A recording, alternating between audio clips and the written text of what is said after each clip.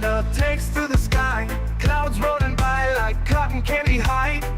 He lights up, his pipe stretching time, floating free, gotta ease his mind. Wings spread wide through the blue, flying high, nothing else to do. In the cockpit, it's just him and the breeze, Captain Canada feeling at ease. Stretching time in the open air, flying high without a care. Captain Canada soaring free, smoking sky, all he needs.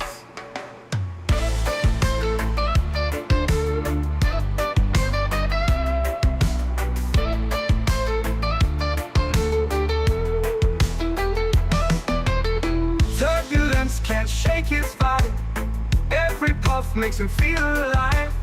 He's the captain you can't confide, loving life and stretching time.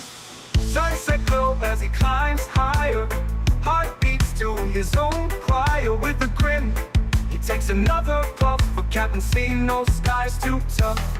Stretching time in the open air, flying high without a care. Captain Canada soaring free, smoking sky, all he needs.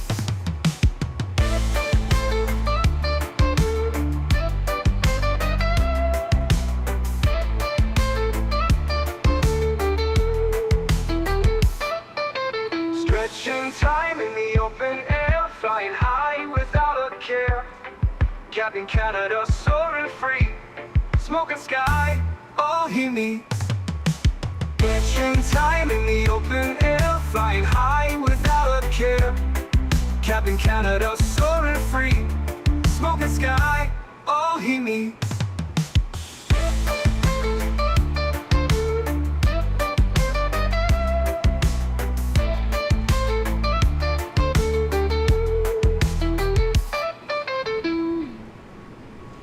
Hello everybody, welcome back. Hope you guys are all doing well. Happy Tuesday. Very careful with my days. I'm not used to being live on a Tuesday. Welcome back, friends. Hope everybody's doing well. Hope everybody had a great weekend. Thank you so much for tuning in this afternoon. Appreciate y'all, man. Hope you guys are getting on, keeping on. Spotting, good to see you. Mike, good to see you. Dijon, good to see you. Kemal, welcome back. Joey T, good to see you. Joe C, welcome. Bomb Tech, good to see you. Boeing fan, welcome. Captain Zemp, good to see you. Skyworker, welcome back, man. Cole, good to see you. V-Lee, good to see you. Jonathan Sellers, welcome back. Leonard Grant, good to see you. Cyberg, good to see you. Louis, good to see you. Jugal Stoomp, welcome back. Skybound, good to see you, man. What's up, dude? Welcome, welcome, welcome. Yuga, welcome back. Greg, good to see you. Justin, my man, welcome back, dude. Good to see you. Grant Glossop, good to see you. Gaston, good to see you. Andre, good to see you. Spotting TLV, welcome.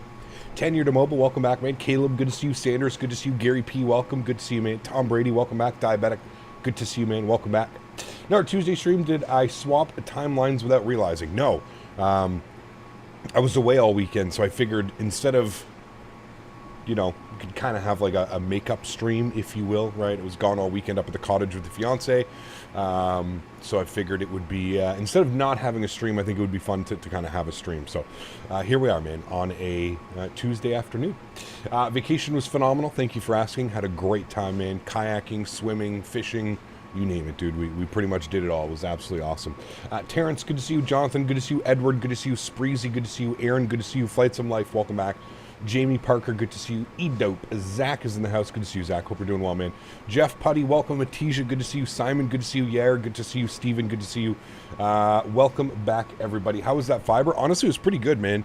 Not as good as my gigabit in the city here, but damn near close. I mean, didn't have any issues uploading, watching videos, doing whatever, you know, so really can't complain. And the Wi-Fi connection was like insane, dude. I was down all the way like on the dock, like swimming and stuff, and I still had like a Wi-Fi connection. It was pretty crazy, man. Pretty crazy. Again, it blows my mind that like 2 hours in the middle of nowhere has a fiber internet connection, but my farm that is 10 minutes outside the city doesn't have a fiber. Just goes to show you the infrastructure in Canada is kind of all over the map, dude. It's not, for how much we pay for internet and services and stuff, you would think that we would be the world leader in internet and cell service and stuff like that. It is terrible, the Canadian infrastructure when it comes to internet. We pay the most, and we get the worst services. It's typical Canada, man. Bedrock, good to see you. Apex, good to see you, man. Flying from Frankfurt to Boston right now, just saying in 8 minutes. Nice. Well, you definitely beat me into Boston.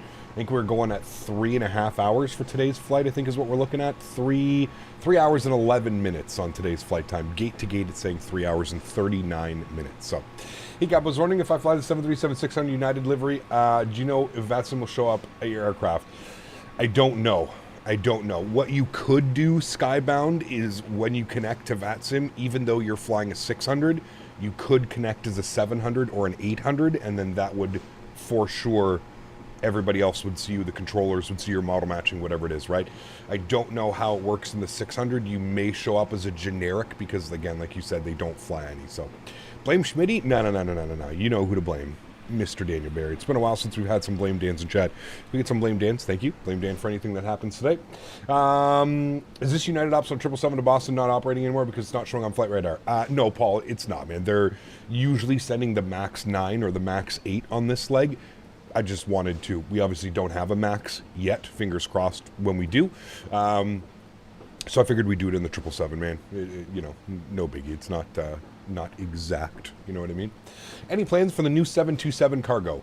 Edward, as soon as my E-Jets get what I paid for a year and a half ago, I will gladly purchase the 727 and fly that aircraft. In the time being, a personal stance. If you don't see it the way that I do, there's nothing wrong with that. But I feel that giving more money to FSS right now is not the best idea. These guys have continuously showed that they are not capable of completing a project before releasing more products. This is the 4th airplane that they've released without finishing the 1st airplane. That doesn't sit well with me, man. Like I said, dude, I'm not here to convince you. I'm not here to tell you how you should be spending your money and what developers to support. The only thing that I can do, and I've mentioned this plenty of times, is speak with my wallet.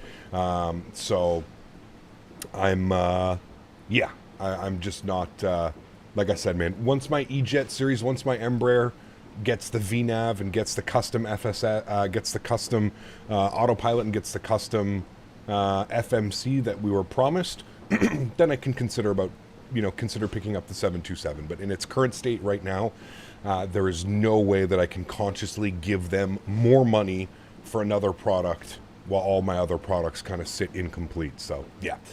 Jonathan, my man, dropping the $5 donation. Huge enough floaties to you, man. Thank you very much for support. I appreciate you. Pedals got lost and got refunded and ordered through Thrustmaster instead. Should be here tomorrow. Nice. I don't know what that... How did shipment correct to Sihanoukment? What the hell is that? Is that a language that I don't know? Regardless, thank you for the $5 donation, man. I appreciate you, dude. Huge enough floaties to you. Thank you, man. Cap, how do you find real ops? I go to the tracker sites, but I have to put in the origin and destination in the airline, so it's kind of pointless. Go to Flight Radar 2.4, man. Flight Radar 2.4, and you can figure that one out. Need to do more IAH flights. Yep, always down for those. JJ said that they are very limited by real avionics developers who does avionics for real E-Jets. Yeah, again, man, nothing against JJ, but I'm not taking somebody from the community who says, oh, this is what's happening, unless it comes from the developer themselves. I just take it as a grain of salt, right? I'm not trying to be... Pedals got lost in Sihanoukment. Got refunded and ordered through Thrustmaster instead. It's a new one. Should be here tomorrow. Nice. Wish you all the best with the Thrustmaster pedals, man. Hopefully they don't get lost in Sihanoukment, whatever that is. Selling an airplane before it's completed should have a wave a red flag. Selling 3 airplanes and then releasing another airplane before the first one is. How many red flags can we kind of throw up? You know what I mean? So, yeah, it was pretty wild. How did my time go in Chicago? Good, man, I was not in Chicago. That was from Flight Sim Expo, man. I was away up at the cottage this weekend. All the stuff that you're seeing me post, the YouTube shorts, the Instagram, Facebook, that was all from previous trips that I've been on over the last couple of months. So yeah, I was not in Chicago. That was from my flights down to FS Expo. Testing how much they can get away with. Well, like I said, man, everybody seems to be slobbering over this.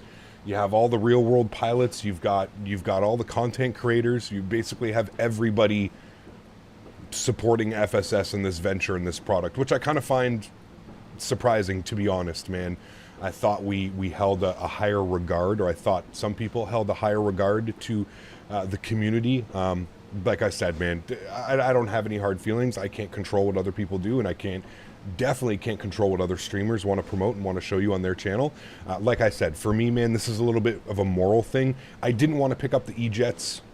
First off, I was convinced by chat that FSS was actually pushing forward. I'm pretty sure it was JJ was probably one of them.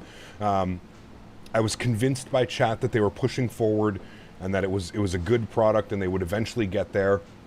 So I decided to take a leap of faith, and I purchased the Embraer E170 and the E175 package from FSS. Honestly, man, since I bought that aircraft about a year ago, the amount of updates have been absolutely kind of lackluster, to be honest with you. So that's kind of my stance. Like I said, dude, that's my stance. I don't have anything against any other content creator or anybody that purchases the aircraft. If that's what you want to do, that's perfectly fine. This is more of like a moral thing for me. I've been taken advantage of in the flight sim community countless amount of times, endless amount of times. And I see trends with FSS that I've seen with other developers and other groups that I would no longer purchase products from. So again, that's just my stance, man. You don't have to, but he flew it, but they flew it, but he flew it. That's cool, man. I don't care. I can't control. Like I said, man, I can't control what's going on. And again, you know, I'm just going to touch on one more thing because I fucking don't want to talk about this anymore because I just don't care about the 727 that much anyways. The Mr. AGT, listen, here's my logic on that, man. The one thing that I've been seeing continuously in people's chats, and one of the main things that like people are saying to like credit this aircraft is, oh, but it was made by a completely different team. Listen, I don't know how big you think FSS is.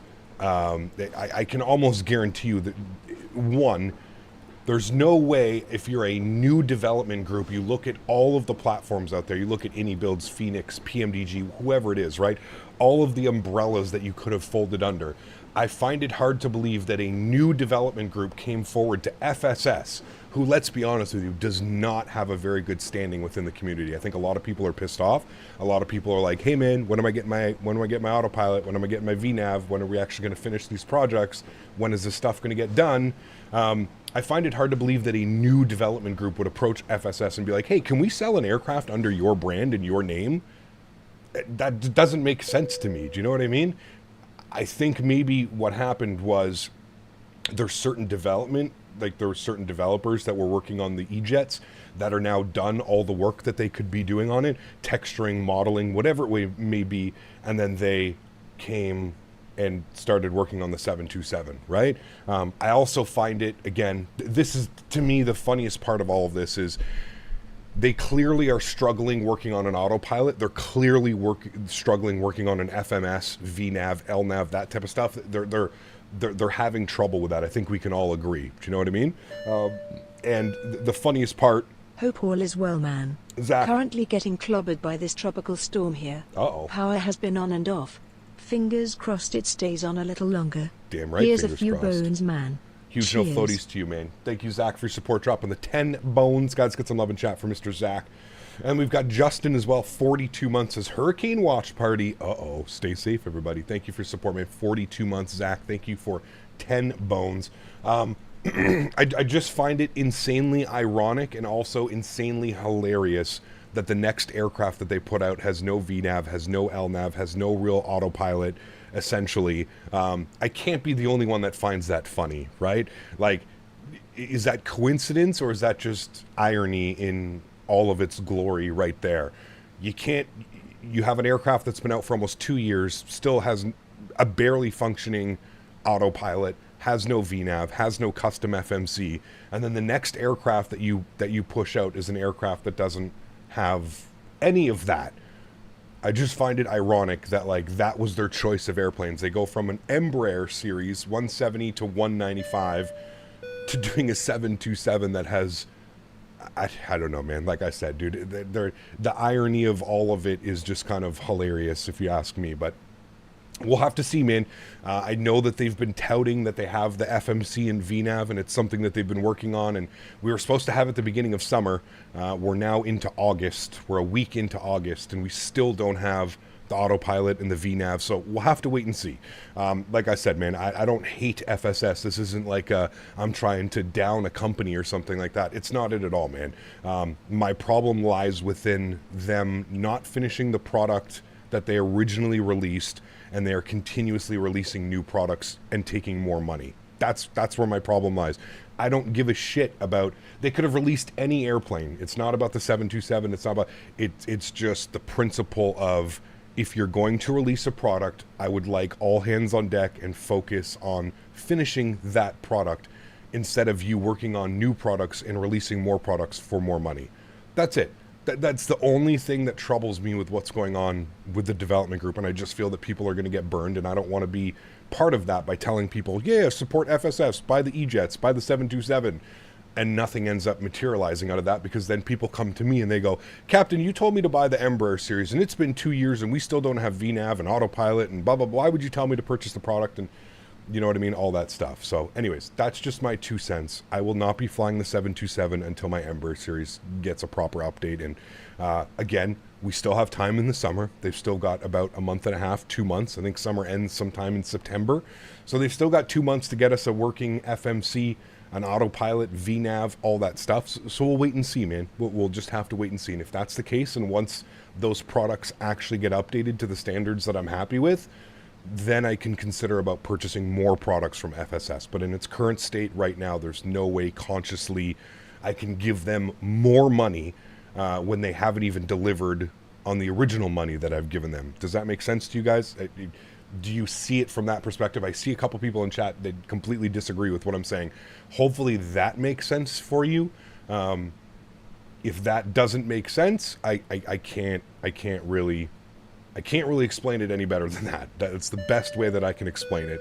Again, just as somebody that's coming from a flight sim background for many, many, many years, this isn't the first time I've seen an FSS development group. This isn't the first time somebody's released an aircraft that's been completely incomplete and then released another aircraft. Do you know what I mean? I understand the E-Jets are in early access, and that's what we signed up for. But again, it's been a year and a half. The updates have been far and few in between, to be honest with you. The aircraft is still extremely lackluster. It's basically like going up and flying a default aircraft. Direct 2s are janky as fuck. The autopilot is no VNAV. LNAV is suspicious most times. No custom FMC. None of that. You know what I mean? And that's where it's troubling, man. And again, I can only reiterate this to, if this happened in any other aspect of life, we would be sitting there and questioning what's going on. But because for some reason it's in flight sim, everybody seems to think it's okay. And for me, man, it's just, like I said, I've been burned by projects like this in the past, and it's just not for me, man. You know what I mean? It's not for me. Magnet is one of them. Yep, absolutely, dude. Absolutely. Such a small hobby. We want to support projects and give benefit of the doubt. The 727 is a feature-complete plane, separate developer, just same publisher. Yeah, again, Duck, I don't believe that. I'm sorry, man. I don't believe that it's, again, if you're a new development group into the flight sim community, why on earth would you partner with FSS, who has arguably one of the worst overall outlooks from the community? It doesn't make sense. Why wouldn't you partner with AnyBuilds or Contrail or anybody, right? Why would you go and that's like partnering with Aerosoft right now? Why the hell, if you are an aircraft developer, why would you partner with Aerosoft with everything that they have going on and everything that the issues that Aerosoft is going under and stuff like that? Do you know what I mean? It's, I don't know, man, it's crazy. Anyways, let's jump inside the aircraft. Let's get this bad boy programmed, ready to rock and roll. We are into Boston today. First thing is first, Adiru's come on. We'll get the window heat on. We'll go into our emergency exits. Good. APU can stay off for now. IFE and seat pass. Cabin utility can go to the on position. We are currently sitting on battery and external power. We'll go clockwise, so it's going to be like that. Everything to the auto and on position. Good. Seatbelt signs can go to auto for now. Fuel pumps are going to stay off. Everything up there looks good. Cool. Let's come down here. Wait. Okay, I thought my view got all messed up. Let's come down here. Let's go to our electronic flight bag. Let's request our flight sim data. Good. United 541 heavy service from Denver to Boston. 1,559 nautical miles. We're sitting with a zero fuel weight of 202,447. Fairly heavy aircraft, not you know, MTOW levels, but fairly heavy. Cool. Let's go ahead and bring that back. That is good for me. Let's go to our FMC here for a second. We're going to click on the FMC tab. Good. We're going to clear all this out. We're going to go to pause init. Beautiful. Sitting on the ground in Denver. We'll throw KDEN up into there. We want to grab our GPS position, though, so we'll throw that into there. Good. Let's go to our route tab. We're going to do our route request. You can see sim brief route from Denver to Boston. Good. We'll select that. Beautiful.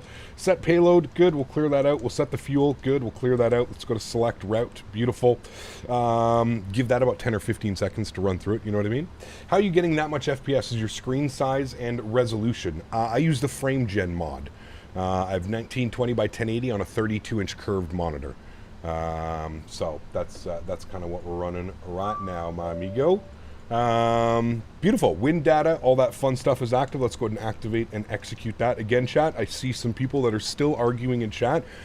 I'm just giving you my opinion, okay? I'm not here to argue with you about what you think is right and what you think is wrong.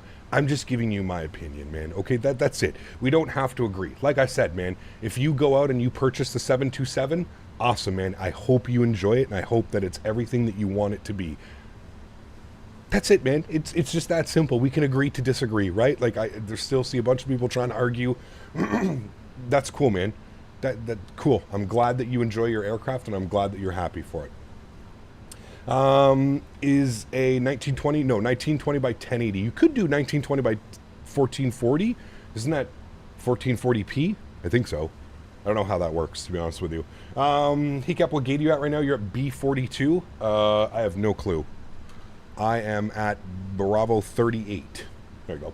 Hey, Gap, how was the cottage this weekend? Went to the cottage. It was amazing. It was awesome, dude. It was absolutely awesome. Yeah. Let's go ahead and load our flight plan. Good. Give that another 10, 15 seconds to run through it. And then we'll activate and execute all that fun stuff.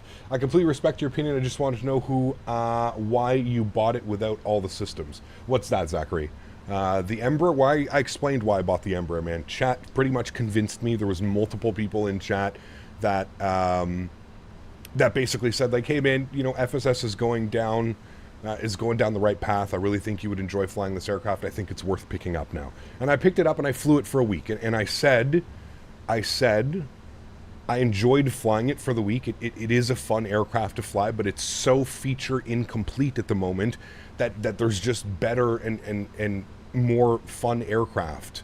Do you know what I mean? To fly, in my opinion. That's it. We flew the FSS for a week, and then that was it. It got put away. Do you know what I mean? So, also, V1 said the 727 is actually good and better than the E-Jets. It's complete, but to be honest, I still don't really want to buy it till it gets more reviews. Again, yeah, I don't disagree with that at all. You know what I mean? I don't disagree with that one at all. I thought you said you bought it because you were bored. There was definitely a part of that as well, Will. Yeah, absolutely, man. Boredom, wanting to fly something different, wanting to fly something besides an A320 and a 737, absolutely. But I wouldn't have bought it without chat suggestion. And like I've said, a couple people reaching out and, you know, hey, these guys are on the right track and we really think this is going to be something monumental and yada, yada, yada, yada. And anyways, like I said, we flew it for a week and there we go.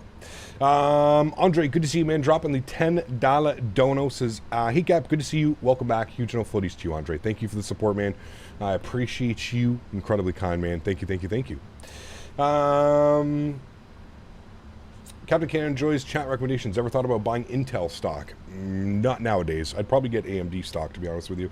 Okay, flight plan is in. Everything looks good. Let's go to the departure page. Now, I do have a PDC from Denver ground. We're on the Eons 8 departure, direct Wyndham. Departure frequency, expect runway 8 for departure. Good. So what we're going to do is if we look at our flight plan, the Eons 8 departure, so we'll grab that one, Eons 8 out of runway 8. There you go, nice. We'll execute that, good. Let's go to our leg page, we'll scroll through. No crazy discontinuities, nothing like that, wonderful. Let's go to the arrival page now. Into Boston, I mean, currently right now, the weather is 050 at 9 knots, 6 mile visibility, rain, broken at 800, broken at 15, overcast at 43. With winds like that, we're going to expect 4 right for the arrival. Hey, good to see ya. Thank you, buddy. Back. Appreciate you, man. Huge no floaties to you, Andre. Great to be back, man. You know, there's one thing, sometimes when you do this as a full-time job and it just becomes week in, week out, week in, week out, sometimes I think you forget about, not so much that you lose it, or maybe sometimes it's easier to forget just how much you love flight sim and how much you miss it. By about day 3, by about Sunday afternoon when I was at the cottage, I was like, man, I want to go home and fly the 777. It's funny how that works, man. Couldn't wait to leave, couldn't wait to like get away from my computer and my office and all that stuff, and I literally couldn't wait. And then 2 or 3 days into me being away, I was like, okay, man, I'm ready to go home and fly my airplanes again. I find it hilarious that's usually how it happens. We're on the J-Fund 2 arrival with the Ponked transition. We're going to plan for the ILS 4 right via Goshi. I'm pretty sure Goshi is just the initial waypoint. The J-Fund is going to take us down like this and around, and it's going to be at Joe B, and then we're going to go to arrivals, and if we pin 4 right, now that may change, but if you pin 4 right, you see Goshi all the way out here. It just basically extends the final leg, so that's fine. We could even vector ourselves in at like Nabo or something like that, but that's good. We want that. We'll execute that. Good. Back to the legs page. Scroll through it. Make sure we don't have any crazy discontinuities. We don't. Beautiful. Everything looks good to me. I am happy with that. What I'm going to do now is I'm actually going to go to the wind uplink, and I'm going to, because I usually forget to do this, I'm going to uplink our winds. We have all of our wind data from SimBrief, so we're going to uplink all that data. We'll execute that. Good. And then what we'll do is we'll go back, and we're going to do our descent winds, and we'll upload those as well. We'll load all the winds, so we're essentially ready to go. CST, my man, coming in with 5 gifted members. Huge no floaties to you, dude. Thank you very much for support. I truly do appreciate you, man. Incredibly kind. Thank you, man. Really do appreciate that. Guys, if you just got a gifted membership, please make sure you say thank you in chat. Unbelievably kind. Somebody just spawned on top of me, so that's fine. Let's go back here and go to our legs page. Everything's good there. Let's go to our init-ref tab. Let's accept our init refs. 31.7 on the fuel. Just going to confirm that it is correct. Yes, 31.7. 0 fuel weight today is going to be 2024, which gives us a gross weight of 234.1. So that's good. We'll go to our thrust limits here today, and for that we'll jump over to the electronic flight bag. Let's go to our performance tool. Denver, we are departing out of runway 8. We're going to import from aircraft. Beautiful. We're probably going to we're going to change what they give us for the engine departure D rate, because I guarantee you it's going to be a D rate 2, 43 degree cell temp. Yeah, so what we're going to do is we're just going to go with a 43 degree cell temp. And then we're going to leave it at that. So we're going to leave it on takeoff, and then we'll do a climb 1 profile. So you can see our departure, our takeoff N1 is going to be 97.5. So we should hear those engines ripping out of here. Go to takeoff flaps are going to be 5 degrees. CG weight today is 29%, which gives us a trim value of 425. Again, all of these numbers here match up. Actually, that's saying 485. Anyways, that's fine. 26 degrees. 29. Yeah, that's all fine. Okay. Anyways, V speeds are going to be different because we've selected different N1 settings. So 49, 55, and 61 on the V speeds today. What if I go like this and then I calculate? Yeah, that's a little bit better, but we'll leave that like that. Cool. I am happy with that. Let's go to the overhead. Let's go ahead and spool up the APU. I'm going to get some brightness on in here as well. Good. On. Let's get some overhead brightness. If you hold shift, by the way, Chad, it makes it much easier to spin these, if you were wondering. Sometimes it takes quite a while to spin everything, but... okay, good. That's all done. I'm going to bring these down just a little bit. Good. Cool. Altimeter here, 3029er. We'll go ahead and set that. Beautiful. I am going to get my traffic rings on the left side, traffic rings on the right side. We're going to brief ourselves for this departure here quickly. Tired Shebus, 4 months. Thank you very much, man. Says, I'm personally not interested in buying any aircraft before the A350. Shouldn't be too far away now. Let's hope for a late 2024 release. Hopefully, man. Hopefully, dude. Huge enough floaties to you. Thanks for support. Hey Cap, are you hyped for the Unibuilds 350? What will be your first flight? I have no clue, man. I don't plan like that, dude, to be completely honest with you, man. I don't plan my first flights. I don't do anything like that. I usually wait for the aircraft to release, and then I start getting a little bit hyped and a little bit excited for the release of the aircraft. But currently as it goes right now, I'm looking forward to it, but it's not even on my radar. I have so many things over the next couple of weeks and months that are planned for the channel with World Flight and another little vacation coming up here at the beginning of September. I have so much going on that I'm not even thinking about that, my man.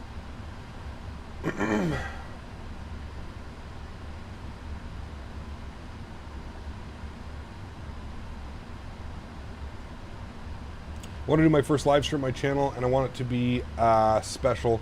Should I wait for the Unibuilds 350, or should I go with the 777 from PMDG? That's up to you, man.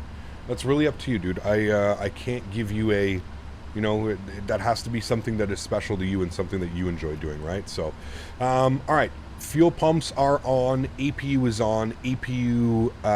External power is gone. I'm going to come down here. We're going to go to our ground operations. I'm going to make sure that my park brake is set. Thank you. Let's go ahead and door management. Everything is armed and closed. Good. Go to ground connections. Let's remove the chocks, which will get rid of the everything else. And then what we'll do is we'll go to GSX. We're going to prepare for pushback and departure. We're going to tune to ground. Oh, I also need my squawk code. Squawk code on my list was 2764. 2764. We're going to turn that. I'm going to put it to TA only. Good. And then we should be on. Cool. I know what my first 380 flight will be. EDDF to SFO, lift 10s of 454 with Captain Jürgen Rapp's retirement flight. What a legend. There you go. Cool. Very cool, man. Ken, good to see you, man. Welcome back. Hope you're doing well. 2764. 2764. What did I put? Oh, thank you. 2764. Okay, that is good. I don't know why it says that it's TCAS is off. It should be on. Oh, there we go. TA only. Okay. Cool. Let's tune to ground on 121850. We're going to request a push and start from Bravo 38. Down here, a door is open, everything is closed, and everything is armed. There's no door open, Dave. Everything's good to go, my man. Everything is good to go. Cool. Ground United 1673, ready to push. United 1673, contact the ramp 130.6. Oh, we have ramp. 130.6. All right. We'll tune the ramp. I think it's just a straight pushback. So that's what we're gonna do. And good afternoon, ramp tower. This is 1673 at gate Alpha 44, ready for push. Got another 777 right here beside us. 4 777s in a row. I like it. Full position, Just found a PC cap and has amazing specs, especially for the price. It's about $1,000, 32 gigs of RAM, 2 terabytes, i7 with a 4060. Nice. Very, very great price. Yeah. 1673, then for ramp, push approved, base east on Alpha Sierra. Alright, push approved, base east on Alpha Sierra. Correct, Anders, yeah. Weekend was awesome, JR. Thanks for asking, man. Absolutely awesome. Ramp hello. Oh, I have to set my new push to talk. We've been flying Airbus. Alright. Is that EasyJet? Runway 25. Information Romeo. Bravo November. Golf. Correction. Best price, that's my local store, so it's legit. Nice, very cool. And you could probably get a great, you know, if anything were to go wrong with it, you probably have a great, like return policy, or they can fix it, you know what I mean? Cap, you said transponder was 2764, you set it to 2664. We fixed it. 2764.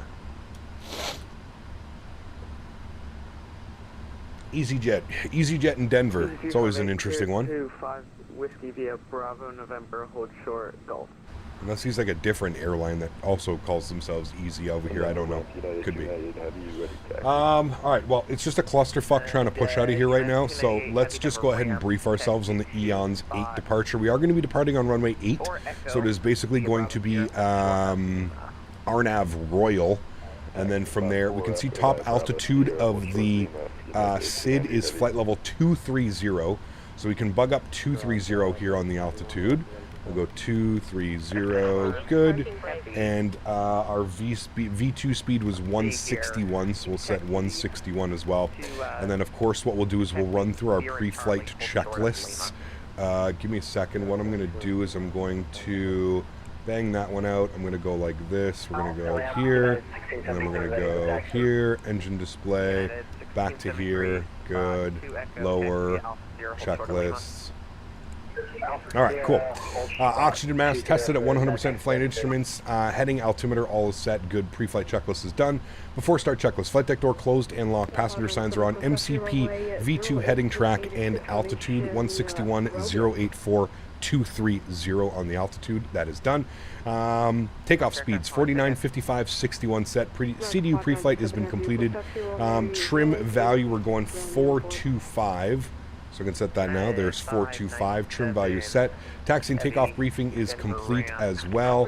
And then we're just waiting for the beacon light, which will go on as soon as we get our pushback clearance. Okay, finally watching the stream again after weeks. Good to see you, Fly with Reyes. Welcome back, man. Hope you're doing well, dude. Welcome, welcome, welcome, amigo. Special long haul this Saturday? Correct. Yes. We are doing Tokyo to San Francisco, my amigo. Going to be a long one, dude. Going to be a long one. Nobody is moving.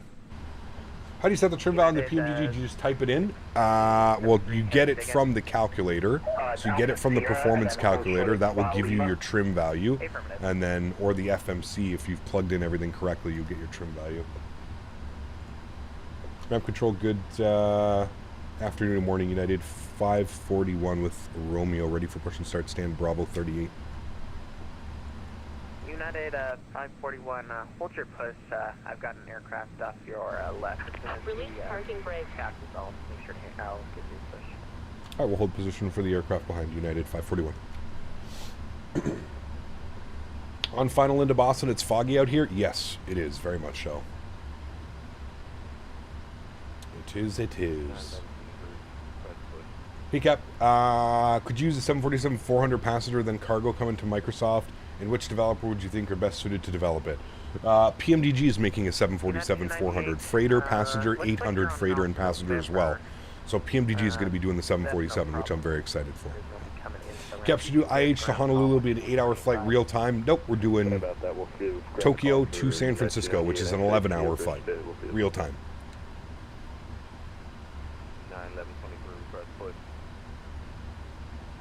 United 1123, push start crew, push straight back, stop the first line, call for taxi. Never understood why Denver does straight pushbacks. Heavy, push start crew, push straight back, stop the first line, call for taxi. Alright, push starts approved, first line, call for taxi, United 541. Alright, let's go, park brakes off. Good. United Beacon light on. positioning contact ground. Before start checklist is 125 will be complete. Good.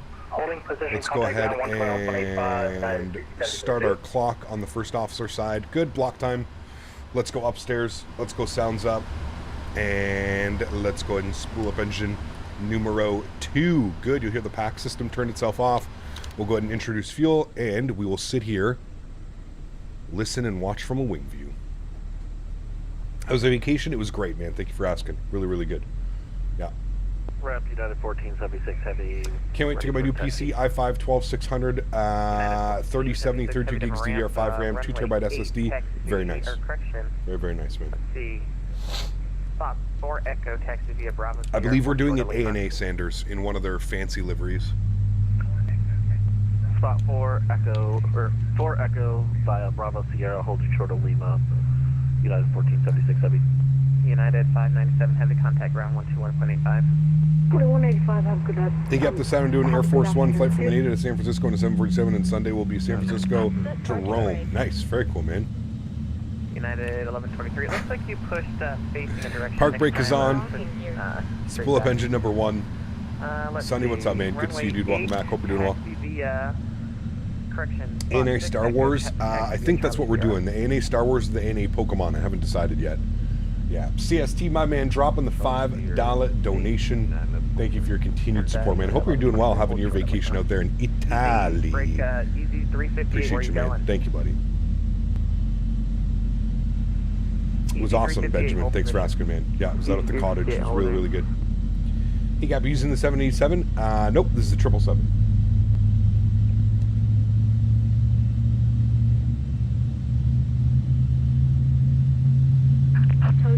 Quispy, what's up, man? Yes, definitely some de-icing. Beautiful day here in Denver. United 493, Denver ramp, push and start approved, push straight back, stop the first line, call for taxi. We need good 787s, so we can get some R2-D2 A&A, that'd be good, yeah. Has Nevergraph charts been buggy for you the past few days? I've been away at the cottage for the last few days, so I haven't streamed, I haven't used it, but everything seems to be working fine today, no issues.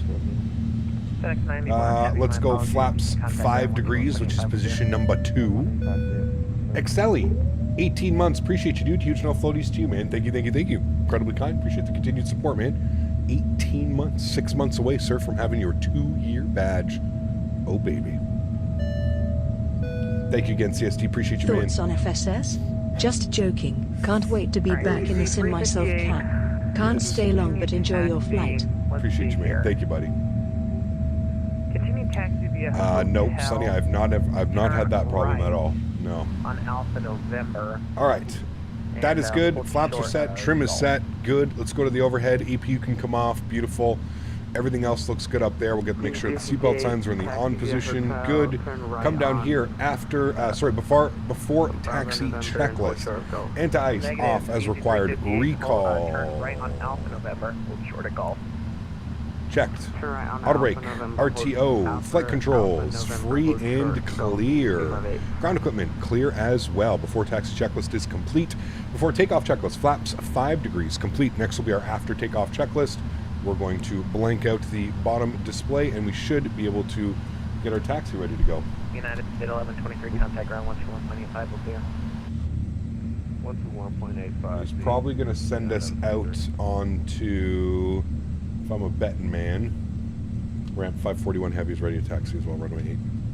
United 541 Heavy, spot 4 Echo, taxi via Bravo Sierra, hold short of Lima. Spot 4 Echo will taxi Bravo Sierra, hold short Lima. United 541. All right, there's Bravo 5, there's Bravo Sierra. So we're going park brake off. We're going to be doing a right turn immediately. United 1476 Heavy. Maverick, what's up, my man? Good to see you, dude. Weekend was great, man. I had a yeah. great time. Thanks for asking. 2185 to ground. Honked on the J Fun 2 is right over my home airport, Albany. Nice. Very cool. All right. Let's get out of here, chat. Wait, how do you get that detailed taxi map? Navigraph. Just zoom into Navigraph.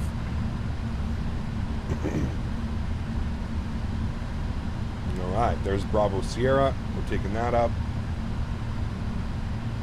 Carlos, what's up, man? Good to see you, dude. Stream getting little micro pauses for anybody else? Everything's green and A-OK on my end, Andy. Hold position. The default Denver is awful. There's a hole in the runway, and it flipped my plane on takeoff. Uh-oh. That's not very good. My apologies, holding position 83.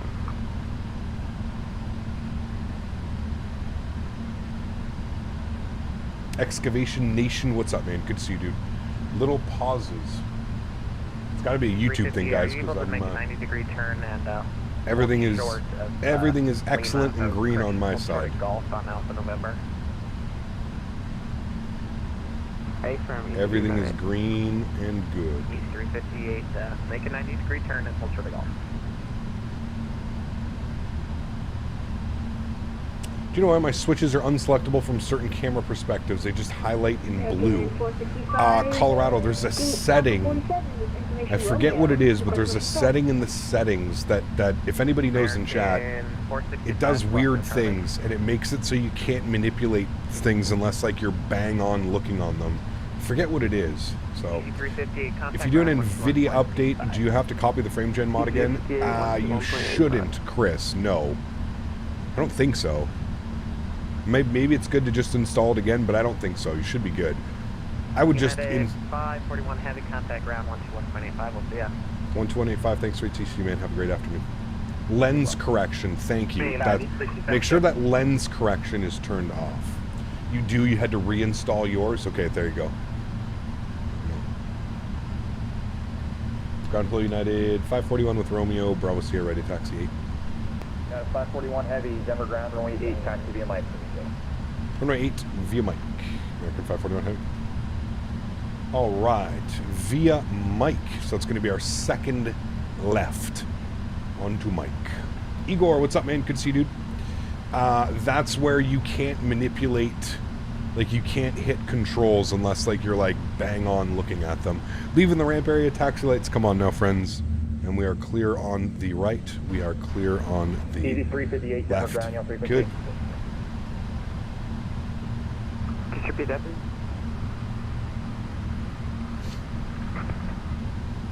Easy 358, you didn't call me for clearance before you exit the ramp.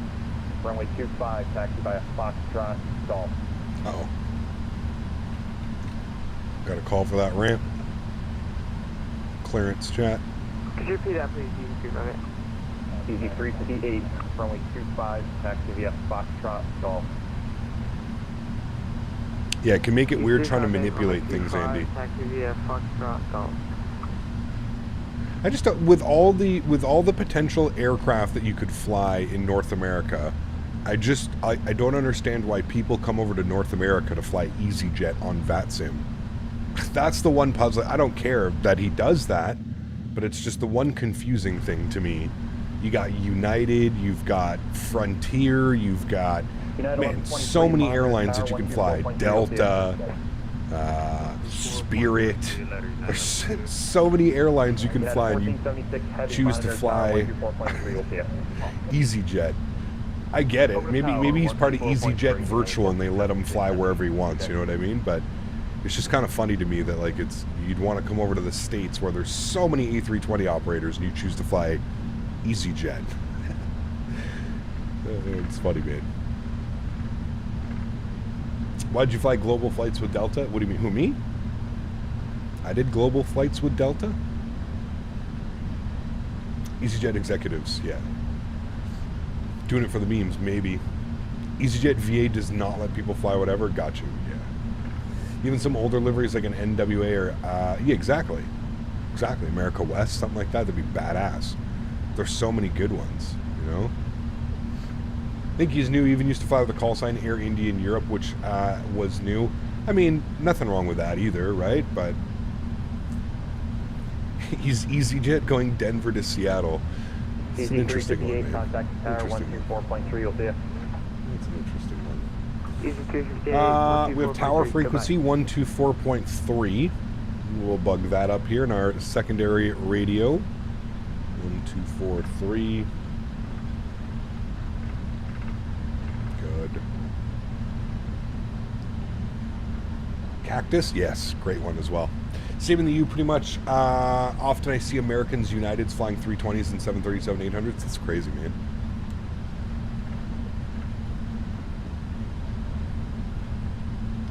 I used to have this guy that used to fly with me quite a while ago, but he would fly as Spirit no matter where we went. Like we'd be flying into Innsbruck and it would just be a Spirit A320 coming into Innsbruck.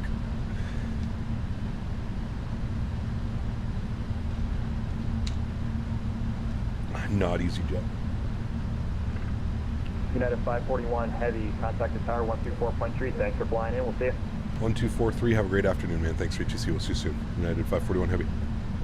From the flight, we'll see you. All right, 1243. Wasn't Sasha like that? Sasha was, yeah, Sasha always used to fly British Airways. No matter where we went, it was British Airways. I've had a few people, like I said, like they have a loyalty to the brand, maybe? I don't know, dude. A brand loyalty. Yeah, that was Sasha. Used to fly Speedbird everywhere we went. United 1123, RNF to Royal runway 8, cleared for takeoff.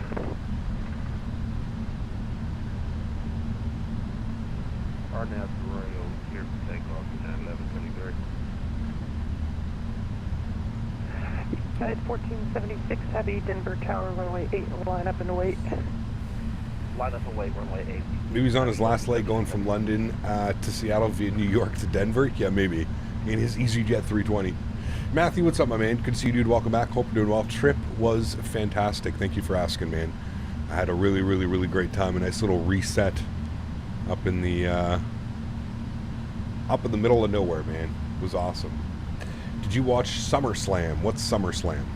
Could at least do something historically plausible like TW or Pan Am have little regional networks all over, of course. Were you Yeah. instructed to monitor or contact me? Contact. Roger, thanks. I never contact Tower, to be honest with you, anymore. Unless, like, I'm sitting here and I don't get a response from Tower, I just monitor Tower.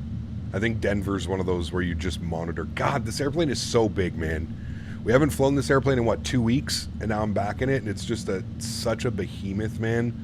I love it. I'm excited for our flight on Saturday. Maybe one of our longest ones. 23 departure is still offline. Wrestling? Oh, no. I don't watch wrestling, man. Sorry. Nismo, what's up, dude? Good to see you, man. Welcome back. Live on a Tuesday. Yes, sir. It's summer's all over the place.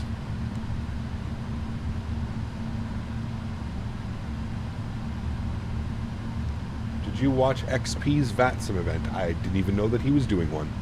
No, I was away all weekend, so I was not available to watch much, man. LNAV, VNAV, we're armed, we're ready to go. We've got speeds. We are waiting for the aircraft in front of us to get clearance, and then we will get our clearance. We're ready to go. Saturday, ANA, SFO to RJTT. It's the other way. RJTT to SFO. Watch the hold short line? Ah, dude, we got tons of time. Tons of room. Look at that. Come on now. Did you follow the Flight Factor Q&A? I didn't, but let me guess what they said. VNAV 777 soon. I bet they said that. I bet they said that exact same line, too. It was soon 5 months ago when XP was showcasing the new 777 V2. It was coming within a month. Yeah. 321 teaser pic posted. Cabin looks exquisite. Nice. Hope we get it soon. I think I just missed a call. Landing lights, runway turn off, strobe lights, wing lights, level lights. 541 Heavy, Denver Tower. Yeah, sorry, we're lining up runway 8, United 541. Among other things, yes. Flight Fact, dude, I'm telling you, man, these flight sim developers, they are fantastic at promising things. They really are. If only you could sell products off of promising certain features. Soon, TM. Soon. Oh, man. Yeah, have you played with some NVIDIA filters? No. No NVIDIA filters, man. None. Easy 358 Denver Tower. Flight Factor's the king at soon, man. This aircraft's been in development for 5 years and they still don't have VNAV. But guess what? I promise you, it's coming soon. These guys are good, man. They're good. Roger, United 1476, heavy departures offline, frequency change approved, and a wonderful flight. Cap, are the yoke and throttles on the right profile? They should be. Yeah. Easy 358, are you ready for departure? Could you repeat that, please? Looking forward to the iFly Max? Yes, correct. Ooh, look at that lineup, Chad. We didn't lose our lineup skills. Easy 358, wind 2406, RNAP to Mugby, runway 25, cleared for takeoff. Ooh, what a lineup, Chad. Look at that. Could you repeat that, please? Nice. Looking forward. Sorry, I got the kind of do considering all the unfinished products they sell as work in progress. Yeah, Mugby, runway 25, cleared for takeoff. Have a great flight, Cap. Thanks, man. Appreciate you, dude. United 541 Heavy, RNAV to Royal, runway 8, cleared for takeoff. RNAV Royal, runway 8, cleared for takeoff, United 541. All right, friends, sounds going up. Y'all ready to go? Let's do it. Yo cam's going on. Throttle's up to about 40%. Beautiful. Chrono's on. Toga, slight nose down pressure on the yoke.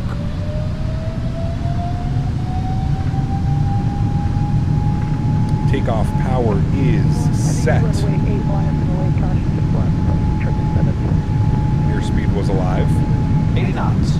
Neutral.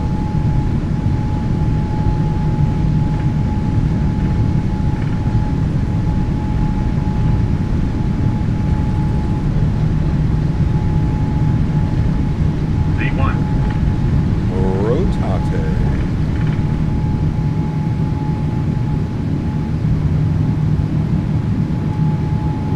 Positive Nice rate and climb.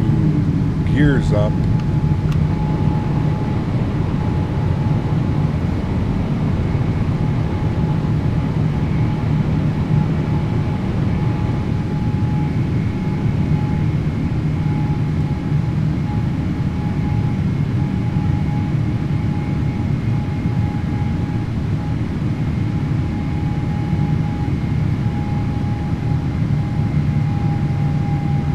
Climb power's coming in. United 541 Heavy, departure offline, have a wonderful flight.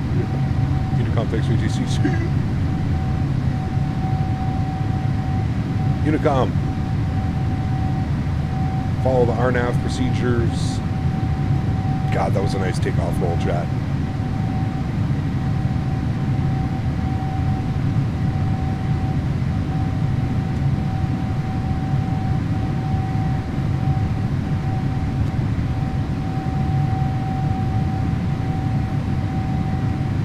Let's go flaps up, position 1. Yeah, we're gonna pass a huge storm, like over Cleveland area. It was an absolute massive storm. I'll show you on the map here in a sec. Alright, and let's go 230, flaps clean.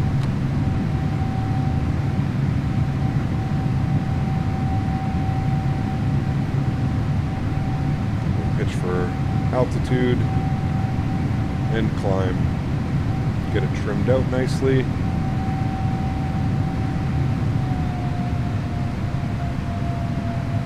Below 10,000 is the restriction here.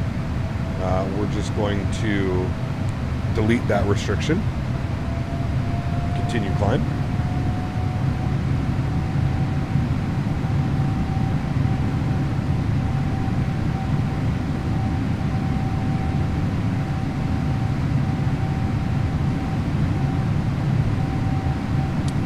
There's 10,000 feet. Landing lights, runway turnoffs, taxi lights, wing lights, logo lights can come off. Bring that sound back down just a little bit. Don't need to go full-blown deaf today. Good. And wants us to bring the nose down. Wants us to 316 knots on the climb. We'll bug that up now as well. Good. Pretty smooth on the climb out, so we'll go ahead and get the seatbelts to the auto positions and the electronics to auto as well. Beautiful.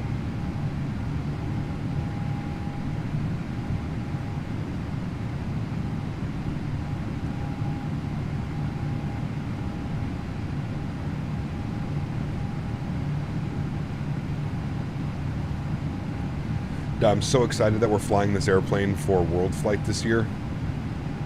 I think it's going to be amazing to be able to fly the 777 on some of the shorter routes, but also going to be really fun to fly the 777 on some of the longer routes. It's going to be really, really, really cool. We're going to skip those restrictions. Do you see that the route has been released for World Flight? I did. I'm actually going to show chat here in a minute. We'll go over the World Flight routing. Also wanted to let everybody know that just because you're not part of a World Flight team doesn't mean that you can't fly during World Flight. I'm going to engage autopilot. I'll bring you guys back up into the flight deck. You can fly whatever leg you would like during World Flight if you are available. It is all on VATSIM. Obviously, the only thing that can be a little bit troubling is sometimes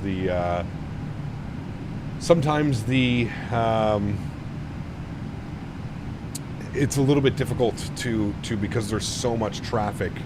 It can be a little bit difficult to do some things. So just keep that in mind, I guess, when it comes to that.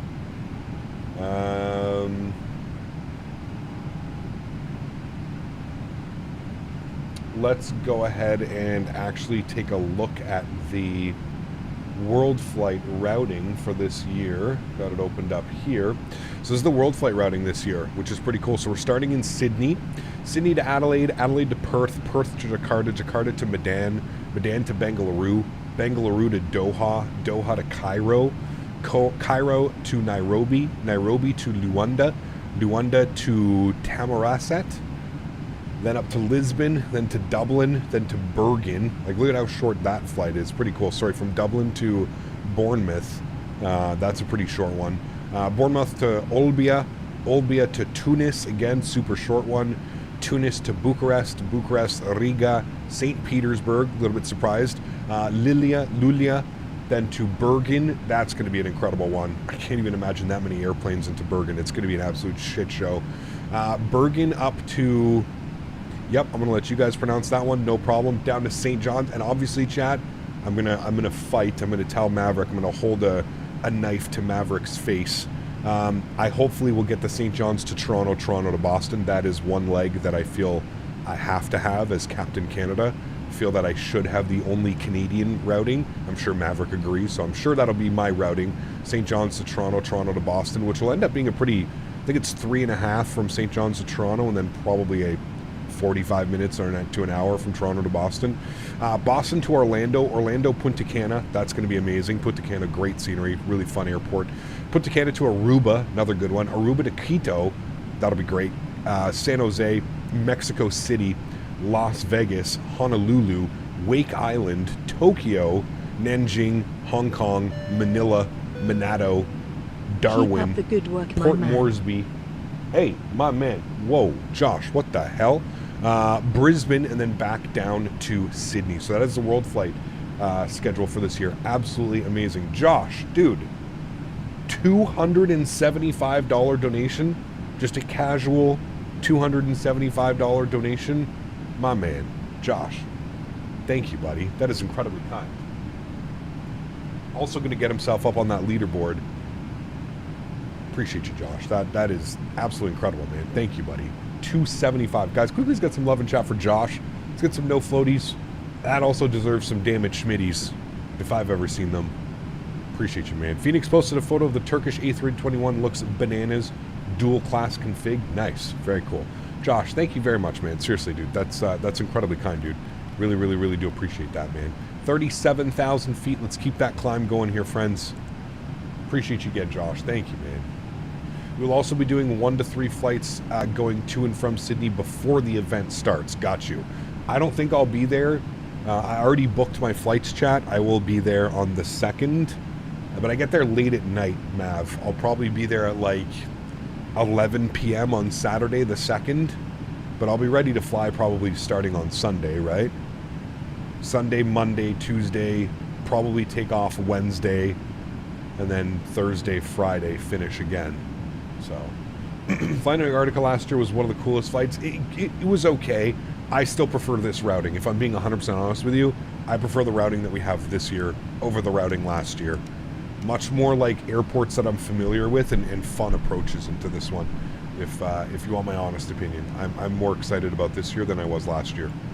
Also, I'm more excited, like I said, to fly the 777 this year. I think it's going to be absolutely incredible. I'm very, very, very excited for that one. Very excited for Maverick not to have to babysit the simulator 24/7 and him actually be able to sleep and have a life outside of making sure the sim didn't crash. So I'm excited for that as well, man. It's going to be a lot of fun, I think, chat. Going to be a lot of fun. Will you boycott the St. Petersburg route? Well, don't be. Hey, sit back, take a puff there. We don't need. You just got a free yoke from Thrustmaster and Captain Canada. I would expect you to ask proper questions. Don't be a dickhead, William. You're too far. I can't smack you in the back of the head like I can if you were in Vegas with me again. Speaking of which, well, are you going to make the road trip this year? You're going to be out to Providence? You're going to try and win another? Maybe you could show up in Providence and then you could win the Airbus side stick series. Then you could have a Boeing and the Airbus setup.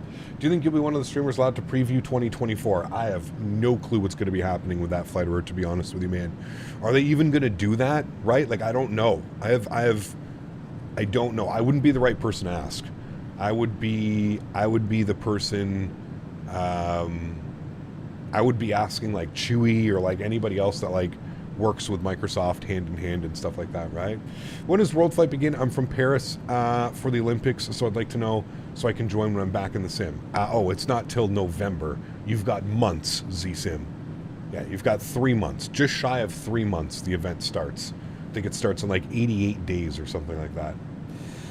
I know you've avoided rush routes for the last few years, so just curious. Yeah, but Will, come on. It's a charity event. It's not like, hey, join Captain Canada as he flies to Russia. It's a fucking charity event, man. I'm going to raise money for charity for a good cause.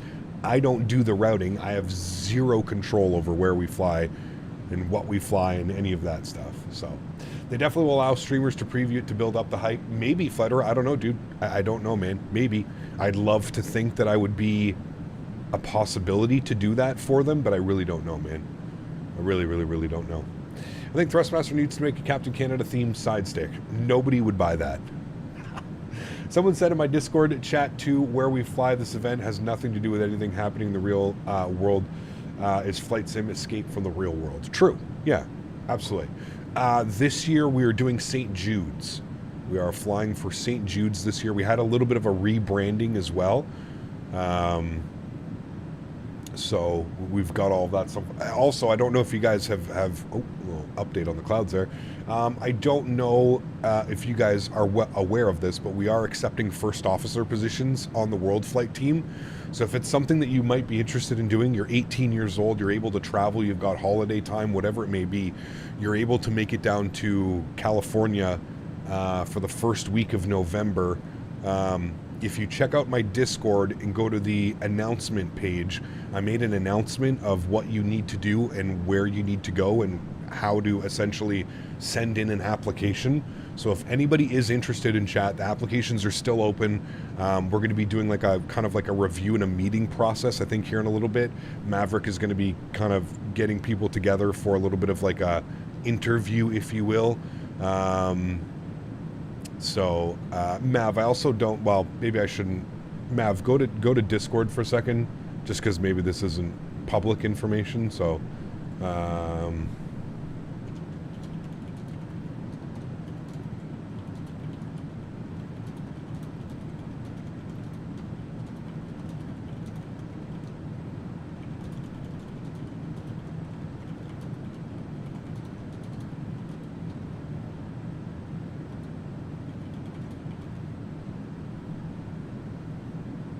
love to put in a bid after my Scotland trip. I have to come back and report for jury duty in October. Ugh. God damn. I forgot that they make you do that stuff, Skyworker. That's just brutal. That does not sound fun. But, I mean, it is in November, so if you do your jury duty, it is November.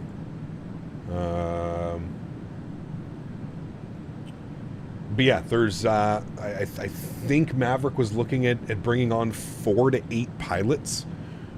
So there is quite a few open positions. Like I said, if you're interested, and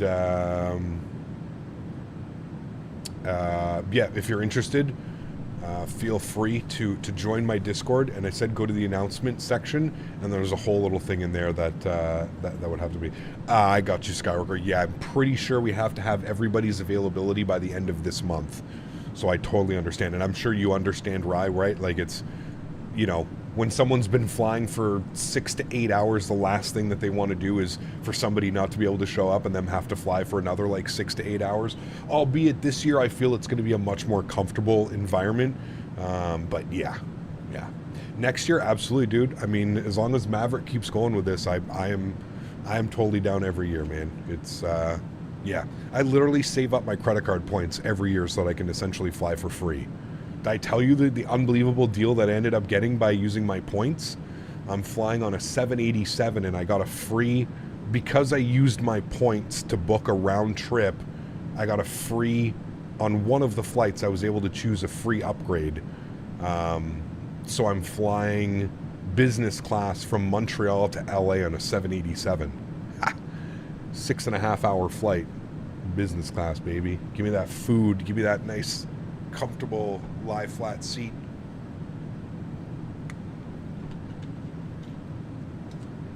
I had no clue that was a thing. No. How do you get callouts in the IndyBuilds 310? They should be there. Sean, it was good, man. I had a great time. Thanks for asking, dude. I had a great time. It was a lot of fun, man. A lot of fun, my amigo. How you doing, Cap? Good, man. Good. 2 more years for you till you're 18. There you go. Yeah, you have to be 18 years plus, simply because travel, right? Obviously, you're going to be traveling to California, and you have to be able to, you know, I'm not, you know, if you plan this out accordingly, I'm not saying you got to get a rental car, you got to get your own hotel. You know, for example, last night, Dan, myself, and Mopar locked in our Airbnb for the event. It's a 5-bedroom house. It has 5 beds, so we're looking to fill 2 more spots. Well, 1 more spot. Maverick might be taking 1, actually. So we're looking to fill another slot in the room, right? $370, and you have a room, your own bathroom, everything for a week. It's not that expensive. You just have to plan these events accordingly, right? You know, in comparison, let me just like, in comparison, a hotel around the same area would be about $1,400 US after fees and taxes and all that stuff's about $1,400 US on a week. So the fact that you get in a house with a bunch of other dudes that you're there to do like flight sim with, for $370 for a week, taxes in, fees in, everything. I mean, that's unbeatable, literally unbeatable, right? So that's why we choose to do the Airbnb route, especially when you do like these world flight stuff. You know what I mean? It just makes so much more sense. I think Maverick's down. I think Mav's going to stay with us as well. Which honestly, Mav, makes so much sense, dude. Like at that price, like if it was, you know, if it was like $700, $800, $900, I could say like, okay, yeah, no problem. You know what I mean? But yeah, it's for $370, you're minutes away, right? Instead of being down in Paris, like you're, you know, driving 45 minutes each way every time you got to go home or something. At least this way, you're, you know, 5 to 10 minutes away from the simulator. That's that in itself, how much time you're going to save driving back and forth. Yeah, bet so I could be on the couch. Yo, there's a whole area. I'll charge you $33.41. Sleep on the couch. Can I even show this?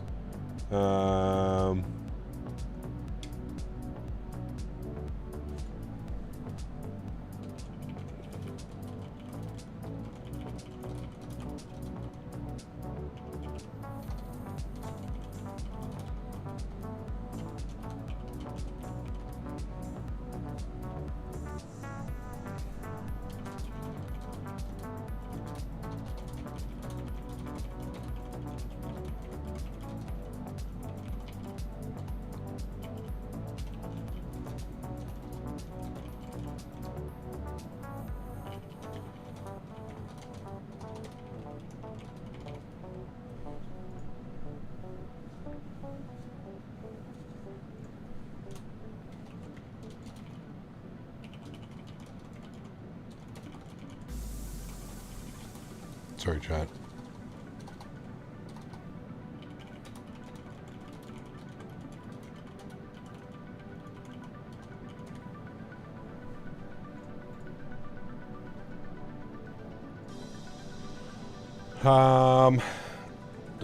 FSS has a glitch on their website right now that if you own either the 170 or the 175 or the 190, you get the free 190. They say that you have to own both series types. You only have to own one. Well, there you go. I sent you a link to put in Aerosoft 1 and it said that it was valid. I'm installing now. Well, there you go, man. Take advantage if you can. I'm about to get on to fix this stupid PMDG Op Center due to its dark blue screen since I got the PMDG 737 yesterday. Huh, that's weird, Paul. Paul, if you right-click on the Op Center, show file location, and run the updater manually, try that one. That might be fixing your problem, Paul. So right-click on the PMDG Op Center on your desktop, show file location, and yeah. That should fix it. What do you think will PMDG will introduce the Pratt & Whitney 4000 engines to the 777-200? If they do, I have no clue, EM. I'm assuming they're going to offer all the engine variants, but yeah. Yeah, it was a super bad... Yeah, I wanted to show chat, actually. There was a massive storm. Chat, look at this. It was a huge, huge, huge storm. Just, like, right around here. Weather. We're gonna, yeah, look at that. Hopefully we're gonna be up and above it. But sheesh. Where's that trending? Is that coming up to me? Looks like it's not. Looks like it's gonna stay just to the south of me. But oh, baby.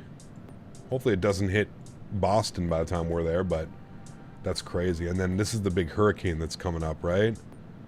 Kind of spinning around right here. Yeah.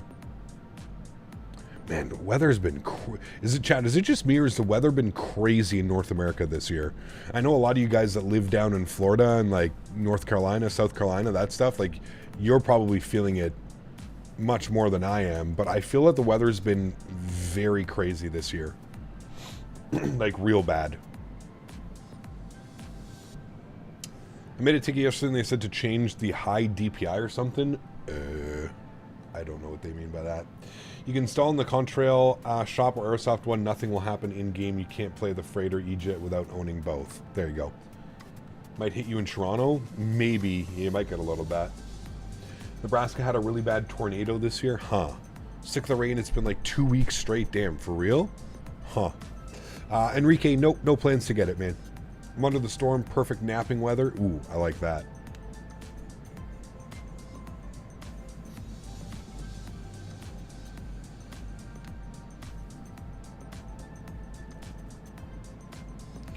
Been a lot of spotty showers this summer in Charlotte's tropical storm isn't that bad right now. It's been weird here. We've had a lot of rain, but we've also had an insane amount of like really, really warm days. Like, dude, it was like Vegas hot here the other day. It was 109 degrees Fahrenheit the other day, 44 degrees with the humidex. It's crazy, man. It's beautiful today though. Like today is probably peak weather, to be honest with you. Something about the compatibility change from applications to systems. Huh. Interesting.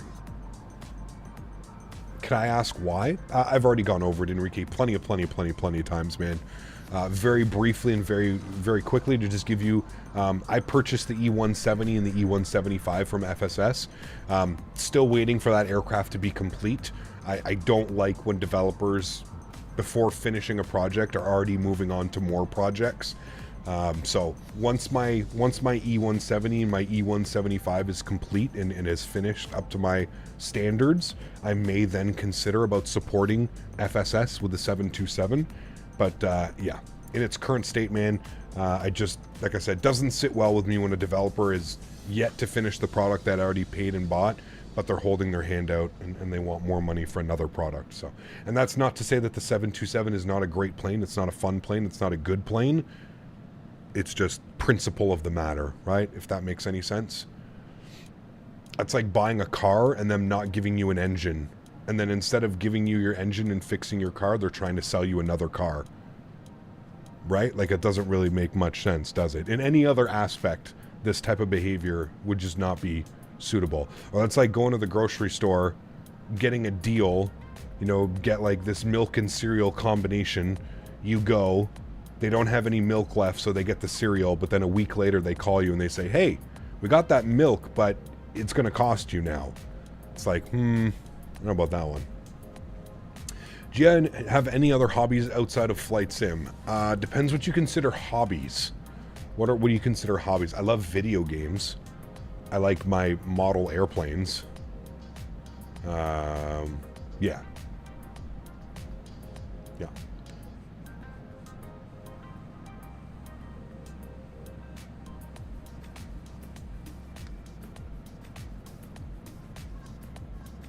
Yeah, maybe an engine wasn't the best analogy, because although the FSS jets do fly, they're good luck. Good luck getting from point A to point B. I mean, it is possible, just a lot of heading select and manually flying that you shouldn't be doing. We're close to the storm right now, just northwest in South Dakota. Don't think it's as high as we're flying though. Good. We're up at 37,000 feet, so it looks like we are step climbing to 39,000 feet in 800 miles, so that's good. Well, I don't even know what that is, Louis. Sorry, man. Hey, Kent, what's your VATSIM rating? What do you mean, Shazeb? I'm just a regular member. No cruise control? I feel like it's more than that. I mean, Duck said like no entertainment system. I feel like there's a bunch of features missing, right? So I would say no cruise control, no infotainment system, no air conditioning, no heating, something like that. You know what I mean? Yeah, again, gaming prospect. I feel that that's the easiest thing for them to do, is just say, oh, well, it's a different development group and blah, blah, blah, blah. It's like, listen, man, FSS is literally a handful of people. I don't know how many people you think FSS is. It's not a team like AnyBuilds or Phoenix or PMDG. It's literally a group of like 3 or 4 people. So how did they just somehow miraculously bring on this whole new team when they're not even making money, right? Like, they haven't had a new product since the Embraers came out 2 years ago, which you could pre-purchase for $35. I don't know, man. It doesn't make sense to me. That's what everybody's saying. Oh, well, it's a different team. It's a different team. It's like, I don't know, man. That just seems like the easiest thing to say to get people to like, oh, okay, no problem. Like, dude, this is the literal team of like 3 to 4 people. Like, how did they just miraculously bring in a whole new team? And right? Like, does that not seem a little bit weird? They're backed by Microsoft? Who? FSS? No. Not even close. Nah. Lots of FS devs do it. Orbex, Aerosoft, not too hard to envision. What's that? What do they do, Duck? I know you're a big FSS supporter, so I'm curious to see how you're trying to justify this. But how about power steering? Car's supposed to come with it, but it doesn't. You kind of steer around, but you're really hard enough. Yeah, it's a great one as well. How about power steering? Absolutely. Lol. Car is supposed to come with it, but doesn't. You can kind of steer it around if you try really hard enough, but it's not realistic and hard to go exactly where you want. Yeah, I agree, Lone Sparrow. Huge no floaties to you, man. Thank you for the $10 donation. I really do appreciate you, man. Thank you. Being a publisher, okay, but hear me out, Doc, right? Listen, let's cut around the bullshit, Doc. Obviously, you don't agree with what I've been saying today. Your comments have been very clear that you don't agree with the way that I'm approaching this situation. So let me just ask you this, okay? You're a brand new development group. You're a group of guys, 3, 4, 5, 6 guys, right? You have options to go with AnyBuilds, PMDG, Phoenix. The list goes on and on. Just Flite. The list goes on and on and on of publishers that you can partner with. As a new development group, why would you choose FSS to be your publisher? If that's what you really think is going on, in what world would that make sense as an owner of a company Why would you go with somebody who is yet to finish a product? You know that there's going to be backlash from the community. You know there's going to be people that are going, well, wait a second. I bought your E-Jets and that's still not done. Why are you pushing a new airplane onto me? So do you not understand like what I'm saying? Like, it just, how does that make sense for a development group? For you being a new developer in the community, wouldn't you want to like have the best name, the best foot forward, the best opportunity to impress the community? You know what I mean? But it is, again, Duck, it absolutely, it does not make sense for you to go with all the other publishers that are out there and all the respected names in the flight sim community. Why would you go with a name that is essentially laughed at by half of the community? Why would you do that? Like, what is the purpose? What is the point of that? Like, you've already got, man, I'm not the only one who has this opinion, right? There's a lot of other people who share the exact same opinion that I do. I think there's some people that are blinded by the fact that it's a 727 and they absolutely love the 727, which I can understand and I can respect. That's like if somebody put out a Q400, right? Somebody put out a Q400, fuck, I'm buying it. Obviously, if it's, as long as it's not a complete total POS, I'm buying it. You know what I mean? But like, I kind of get it, you know, but again, it's just, there's certain things about the whole situation that just make me sit there and question it and be like, well, that doesn't make much sense. Do you know what I mean? Not everyone feels the same way about FSS. Lots of big streamers support them, so it could be different, difference of viewpoint. Again, I don't necessarily think that it's other streamers support them, Duck. I think that it's people are very excited to have a 727. Like I said, that's it, man. I don't think this has anything to do, the people that are flying the airplane, like V1 or Chewy or anybody else that are, I don't think they're going out there and being like, wow, FSS is the best developer in flight sim. I don't think that's what's going on. I think people like V1 who have an absolute soft spot for both the Embraer series and the 727 are flying it for that exact reason, because they have a soft spot, not because FSS is a developer or something like that. You know what I mean? Anyways, man, I'm just giving you food for thought, dude. That's all I'm doing, man. I don't think, from everything that I've seen so far on the 727, it looks like a good jet. It looks like it's fun to fly if you're into that classic kind of cargo, retro kind of, it looks like a perfectly fine aircraft. Do you know what I mean? Yeah. You also have to understand, they also gave a lot of free airplanes away, man. And what is a great way to get somebody to love your products? By giving them a free airplane. Everybody loves free airplanes, especially as a streamer, right? Do you not think you're going to be a little bit more inclined to be maybe a little bit friendlier if you're one of the lucky streamers who gets to showcase an aircraft before release or something? Come on, man. I've been there. I've gone through it. I understand it. It's hard to remain biased when you're being fed nice, pretty things from a developer and you get to be one of the first people to showcase and show off this product and stuff like that, right? So again, man, I'm not saying that it's a terrible airplane and don't buy it and this. I've already given you my opinions on it, man, and I've already said why I will not be purchasing the product. I feel like we're just beating a dead horse at this point. You know what I mean? Like, you can go and fly it, man. Cool. Guess what? You won't see it on my channel, man. Not until my Embraer series.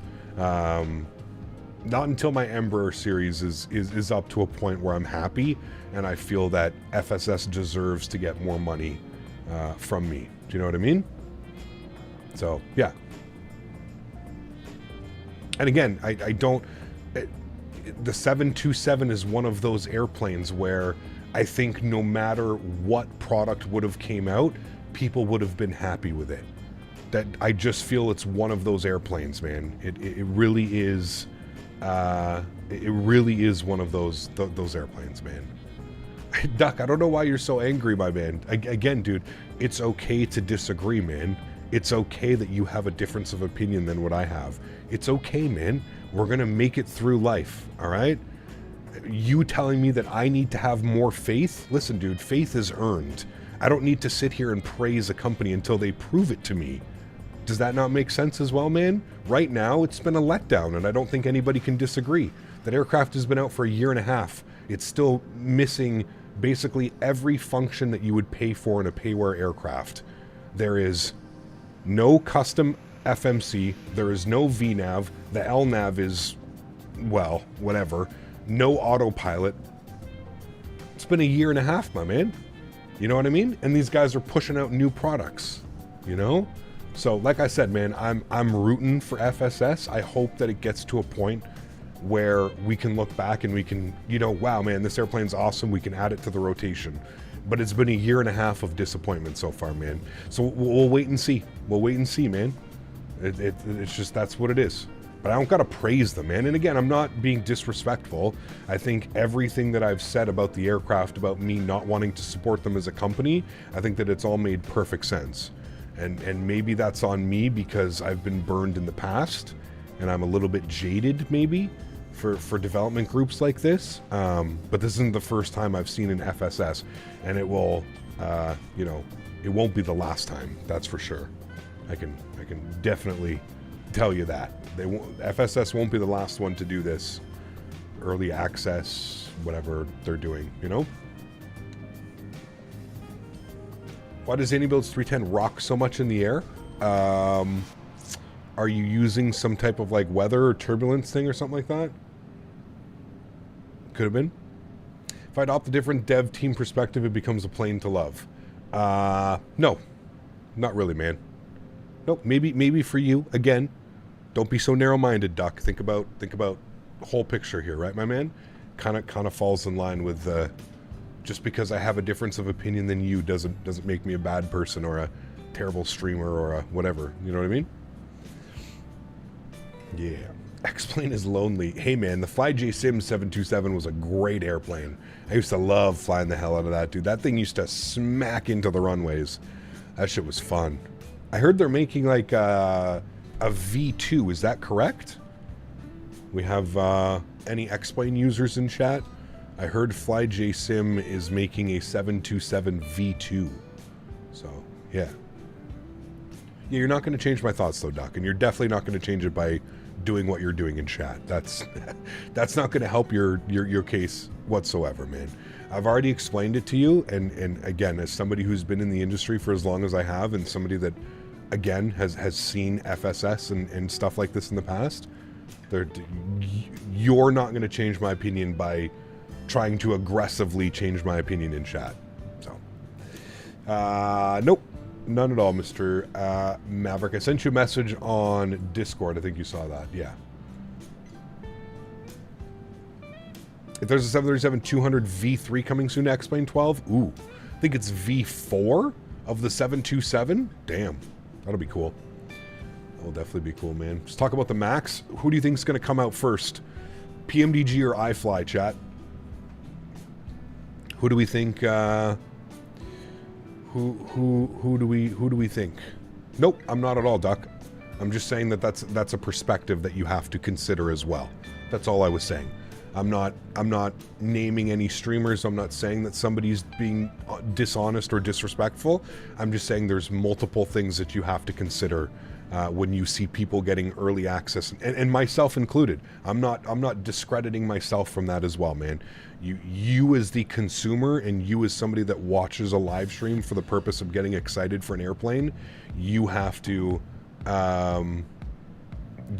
be aware of what's going on and everything's going on, you know?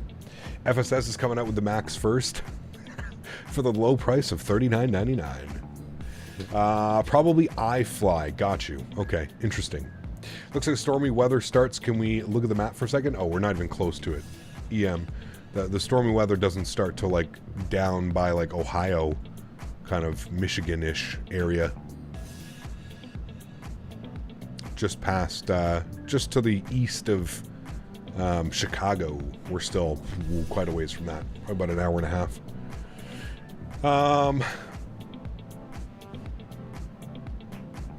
They've been posting a lot of teasers which might indicate it's really close. I saw they what is it, FS Elite? I saw the FS Elite article the other day for the iFly. Yeah, I'm excited, man. I'm excited for it. People say that they make a really good product in like FSX and P3D, so I've obviously, coming from X-Plane to Microsoft Flight Simulator, I don't have a lot of experience with a lot of the P3D devs and stuff like that. I can't remember if I ever remember seeing anybody fly the iFly Max 8 for PMDG or something like that, for PMDG, for P3D. But yeah. Hey Gap, I just figured out my RTX 4050 with a Ryzen 7840 has 6 gigs of VRAM. Would this be enough VRAM for high-end graphics? A 4050 only has 6 gigs of VRAM? Interesting. Aerosoft 330. Who even knows what's happening with that?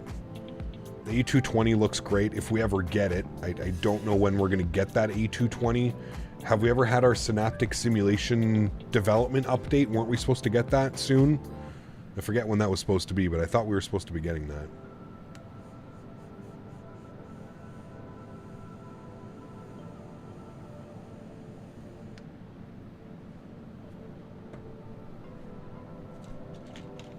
Yeah, 6 gigs of VRAM is... I feel like that's really low. I'm feeling like you're going to want to go at least 8 to 10 gigs. Any ATC online? We had full ATC out of Denver. I don't know what we're going to be picking up on you. In other news, Honeycomb drama continues. Dude, Mark, holy macaroni, man. I read that article. What an absolute shit show, man. They're never going to recover from this, dude. They are...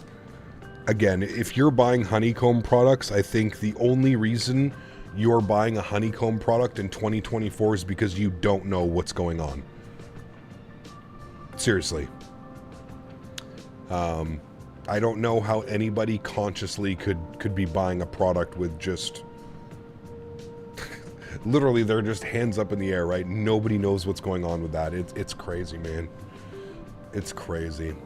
What if there's a third company that's actually Honeycomb? Right, Zach? That also wouldn't surprise me at this point, Zach, my man. It really wouldn't surprise me. Yeah. Spaghetti or fried potatoes? What do you mean? Spaghetti or fried potatoes? That's a very different... Day-Day. It's a nice way of saying they're stupid. What? What do you mean? Well, anybody, if you're going to spend, I'm hoping that if anybody's going to be spending $300, $400, $500, $600 on peripherals, I hope they're doing a little bit of research before buying their product. I know some people impulse buy. I do that sometimes as well on Amazon or whatever, but yeah. About food, I'm going to go with fried potatoes. Yeah. Despite the back-end issues, it's the best GA yoke out there for consumers. My man, Duck. You're just all about the underdog, aren't you, eh, Duck? I'm not concerned about... Again, I think there are better... Maybe price to comparison. There's definitely better yokes. I would even go out and say that the Honeycomb Boeing yoke probably flies better than... Even for GA airplanes. But I guess if you're like that stickler where you want that GA sensation of the whatever, the push pull, the whatever it is, whatever they call it. I don't know, man. I still have a problem. I don't know how you recommend that to somebody right now. Do you know what I mean? I just don't know how you can recommend somebody. I'm not necessarily saying it's not a good yoke. I think it is a good yoke. I still have my yoke. I remember using that yoke. But I just don't know how you can tell somebody in 2024 to purchase a Honeycomb product with so much going on. How do you, like, even right now, if you purchased a product a year ago or 2 years ago and something goes wrong with the yoke, what do you do? Who do you contact right now, and how do you get... You can't. There's no customer support. Nothing exists right now with what's going on. The Charlie rudders just started shipping. Buddy, the old owner was selling Charlie rudder pedals out of the back of a truck for cash only at the last Flight Sim Expo. And you're trying to tell me the company is just fine? My man. Okay, Duck. No problem. No problem, dude. Honestly, their throttle's even better than their yoke. Once the Boeing yoke came out to the market, a lot more versatile with the pendular movement. No yoke out there has that. 100%, Dom. 100%. I agree, man. And like I said, dude, Honeycomb made good products. I'm not saying that they don't make good products. My problem with is I'm on my second throttle now because my first throttle broke. This throttle is currently breaking as well. The yoke, I didn't really fly it all that long before Thrustmaster came out with their yoke. I've been flying the Thrustmaster yoke longer than I flew the Alpha yoke, so I never really got to truly like push the limits of it, right, or take it to the level of use that maybe I would have put on like the Thrustmaster product. But yeah, I will say that quality and assurance, there's definitely some issues with Honeycomb. They have these tiny little wires that connect the throttle levers and stuff like that, and they snap all the time. Again, this is my second Honeycomb Bravo throttle, and it's the second one where the little levers have snapped. The wires, sorry, for the reversers have snapped, so I have to do something completely different. Because now, again, all my contacts that I have at Honeycomb, as somebody that used to speak with them, like I literally have Honeycomb contacts in my phone, real phone numbers for the CEO of Honeycomb. None of those phone numbers work anymore. There's no contact information. There's nobody to get a hold of at Honeycomb. You try and send them an email and it just automatically sends you a response like, oh, this email does not exist with this company any longer, blah, blah, blah, blah, blah. So as a consumer, how can I tell somebody, oh yeah, man, go buy the Honeycomb yoke because it's the best GA yoke? That's not really a good thing to do, right? I don't think anybody would be recommending that with a company that's literally in shambles. Yeah, I don't know at this point why, like, if you're Nikki, and I'm not discrediting Nikki, I've known Nikki, who was the CEO, but I don't know what he is anymore. I've known Nikki for years now. 2020, I first started, no, earlier than that, 2018, I started having conversations with Nikki. Nikki reached out to me before they even brought the yoke to the market. And he was like, I have a prototype. We're getting 25 of these yokes made. We'd love to give you one the next time we see you. We'd love to give you a yoke and we'd love for you to go home and use it and test it and show your stream. And I felt honored. I was like, cool, man. Like, they were one of the first, like, bigger, up and coming things that people were really excited about. And I remember bringing it home, and I remember the yoke was for when I used it as a fantastic product, absolutely. But again, I don't know how I can go out there and tell somebody like, yeah, man, go and buy the Honeycomb product, but if there's anything wrong with it, or you need to return it, or anything happens, God knows what the hell's going to happen to it. But I have the Windwing and the Thrustmaster. I have no idea what's better since I'm not a real Airbus pilot. Well, there you go. Yeah. Amir previewed a pic of the A321 on Discord. Let's have a look-see at that. Alex, thank you very much, man. Dropping the $20 dono. I appreciate you, man. Thank you so much for your support. Incredibly kind. Let me see.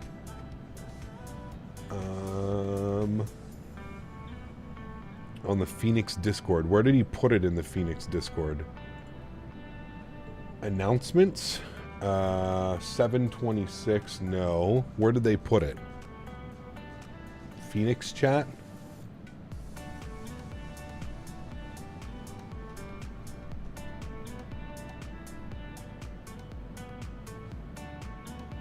Is your weather radar working? Normally it works, but it isn't right now. I don't think so. Cap, you finally fixed it? Nice. Okay, Duck, no problem, man. Maybe you should hit up Honeycomb and FSS at the same time. And maybe you should apply for jobs with both of those companies. You're a very honorable employee to both of them. I think they do a good job. Had to repair your throttle twice. Nikki wanted me to buy a new one instead of properly repairing my existing one at full price. I don't doubt it at all, man. I don't doubt it at all. Like I said, it's impossible for me to like look somebody in the eye and say, hey man, Honeycomb products are the way to go. There's just no way you could do that. Absolutely no way. Sorry. Cap, honest to God recommendations for a throttle. I sent you a DM in Discord. I saw that, Emperor. That, I mean, it depends what you want, but yeah. Nice 49 whiskey. I just searched the message from Amir and I found it. Yeah, but in hey, like Captain, Phoenix nice chat stream. or... Question. Yes. I have real life flight at August 9th. Yes. I'm looking ahead at the weather for that day. Seems like thunderstorms and rain. Should I be paranoid about being cancelled? Thank you so much. August 9th, that's 3 days away. I think you're fine, Alex. No problem, man. And if you are canceled, don't worry. Flights usually take off in the rain. As long as there's no major thunderstorm around, right? You'll be fine, man. I wouldn't worry about it. Screenshots, all right. Screenshots. Let me see.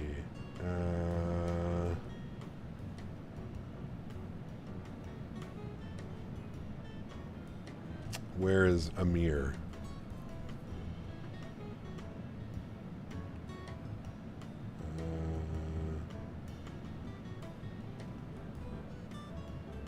Where am I looking? Search Amir.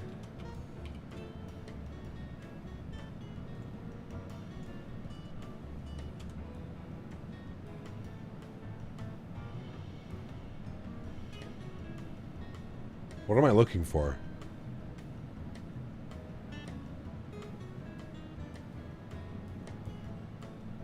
I see a lot of pictures.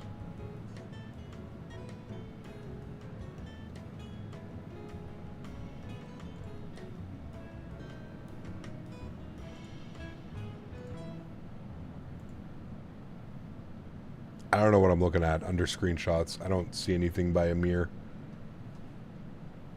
I don't see anything by Amir.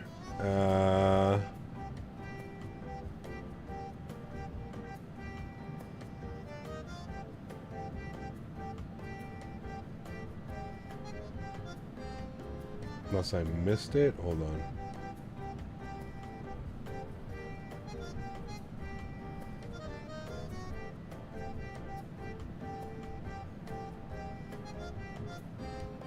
$11.56. Oh, so people have been going crazy. Okay. Ah. There's the A321 Phoenix. Oh, man. That's going to be a sweet plane, dude. I hope we're close, man. But, yeah. It's going to be so nice to have a 321, man. Do some longer domestic ops on the 321 and stuff. Is VATSIM voice down? I don't think so. Only Lay's, do you know better chips? Oh, lots of better chips. Lay's are good, though. Love me some Lay's barbecue. Yeah. Weeks, not months. Yeah, is that what they said? Oh, man.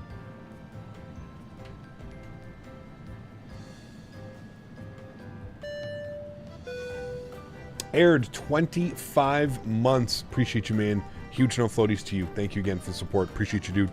25 months. And again, thank you again. Alex, appreciate you, man. Nothing to worry about your flight, though, Alex. Nothing to worry about, man. Lay's in India. Holy shit, that's good. Lay's? Walkers? Are they Walkers and Lay's, right, chat? It's the same thing? Walkers, Lay's. I think it's the same thing, isn't it? Pretty sure it's the same thing. I'm excited knowing the Bluebird will probably release in the 7.5 before the end of the year. I don't know if that's coming. I think it's going to be into 2025. But Tamils also celebrating 5 months. Appreciate you, Tamils. Huge no floaties to you. Thank you very much for supporting the streams, man. Appreciate you. Thank you, thank you, thank you.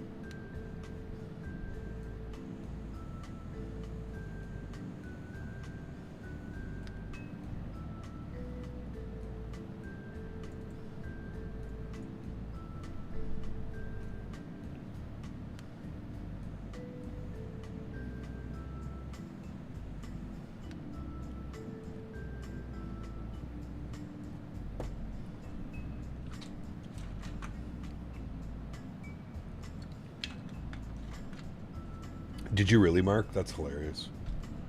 That's crazy. I got Lay's fried shrimp. We don't have that crazy flavors. No. We, as far as Lay's, I think we should have the regulars. They do like these weird flavors every year. They'll do like random flavors. Excuse me. Hoping fly-by-wire does a high quality. Otherwise, they'll be getting the Phoenix after the big jets to use alongside the Any-Build 320neo and the 737 MAX. I mean, sure. Yeah. Zapp's Cajun Crawtators? What the f is that? What happened to Sun Country Virtual? Thought it was Monday today, Cap. You're screwing with my head. I know. Sorry. Sorry, man. Like I said, dude, I just wanted to get in an extra flight as well and stream. We're away all weekend, so being able to go live on a Tuesday, it's good. We'll do Tuesday, Thursday, Saturday, Sunday, Monday. Although, to be honest with you, I don't know what's going to happen with Sunday. Saturday's stream is going to be such a long stream. I don't know what's going to happen with Sunday. So this week might be Tuesday, Thursday, Saturday, Monday. Because, yeah, Saturday's stream is going to be like 11 hours, 11 and a half hours, I think. Crawfish flavored chips. I don't know about that one, dude. I have a thing. Listen, I love crawfish. I love seafood. I love all that. But I have a problem when those worlds cross into the chip world. There's some chips that just don't. Now, I've never had that, but I have had like Lay's from like Japan and China, and they're like fish flavored and stuff like that. Nah, dude. Nah, I can't, man. I can't. It's just that like fake fishy taste. It's, man. Ketchup chips? Dude, ketchup slaps. Don't even get me started, man. Lay's ketchup chips. It's a staple. A childhood staple. If you're a Canadian, childhood staple, man. It's not fishy at all. Okay. I've had it and it doesn't taste like shrimp. Okay. Well, then I might enjoy it. When do you start on Saturday? Same time as usual, Sanders. So it's going to be around noon. I might do a little bit earlier. We'll have to see, though. That may throw my entire morning schedule off. So we'll see, man. We'll see. Got some of those Japanese Lay's and they were spaghetti flavored. Damn. I get one from China and they're Lay's and it's like something chicken. I forget. Anyways, they slap, dude. They're in a black and gold bag. If you've had them, you know. I forget what it is. It's like something chicken. Anyways, man. My buddy got those salmon cream cheese flavored chips, and he thought they were the best thing on earth. It was an experience that left me scared. Yeah, I'm with you, man. Yeah.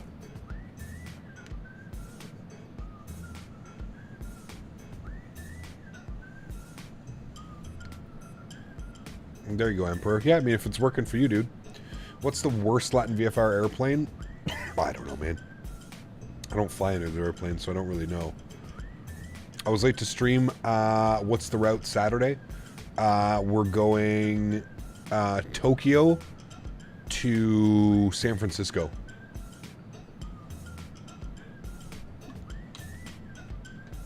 Nothing but water. All of them. Yep, there you go. All of them. Pretty sure you can combine any flavor of chip and find, and someone will like it. Yeah.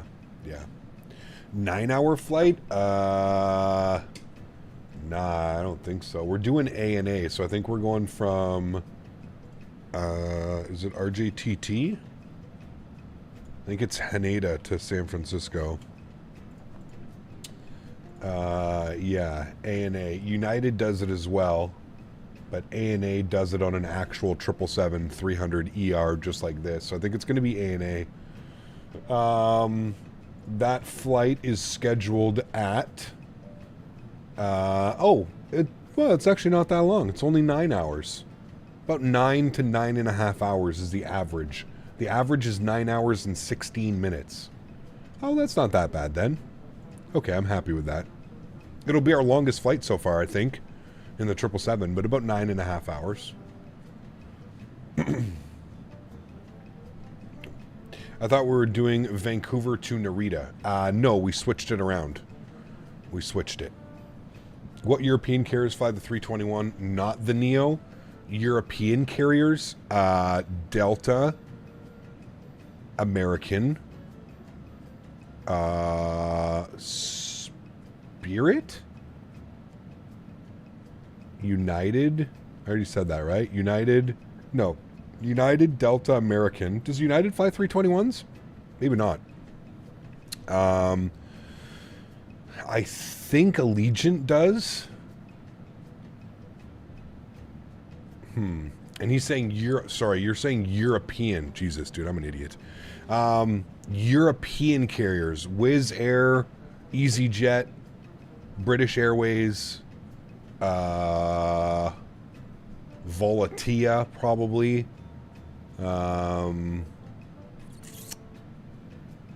I'm over here fucking naming American carriers. What a dumbass. Air France, Lufthansa. I think a lot of people do, man. A lot of people fly the 321. He got flying tomorrow, London Heathrow to LAX with American 777-300 ER. Nice, Isaac. Very cool, man. Enjoy that. Vueling. Yeah, Vueling. Sun class. There you go. EasyJet only uses the Neos, I'm pretty sure. Okay, maybe. But anyways, there's tons of carriers, man. I can't wait to do some Wizz Air and some Lufthansa 321 ops. Yep. Turkish Airlines flies it as well. Who else? Does Scandinavia fly any 321s? I don't think so, right? They're just 320s.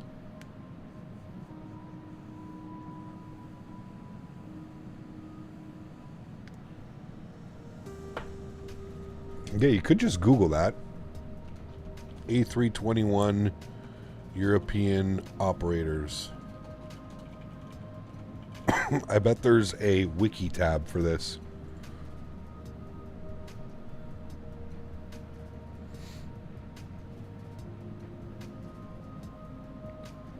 Damn. What the fuck, dude? There's over 5,000 airplanes backlogged right now, A321s. 8,200 aircraft have been ordered between the 321 CEO and 321 Neo. 6,400 A321 Neos have been ordered. That's fucking nuts. What's even crazier is they're averaging... Wow. They're averaging over like 200 airplanes a year over the last like 8 years. Pretty crazy.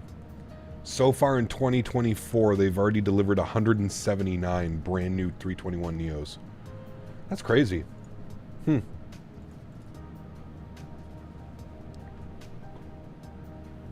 you do more 787 flights? When will I do more? When I have a third-party 787.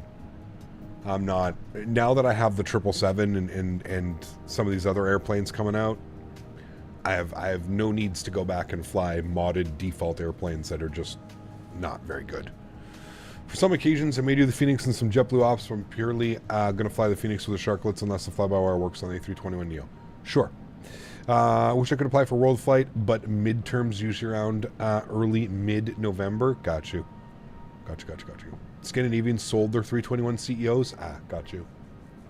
Now, it sounds like a lot of people are moving towards the Neos. So, how much VRAM do you have, Cap? Because my game actually runs decent on high ends with 1080p. I think what's holding me back was a single channel 8 gig of RAM. My game crashes with the Phoenix. That'll definitely do it. I would say minimum you want 16 gigs of RAM. In 2024, minimum 16 gigs. You should look at putting 32 gigs if you can afford it.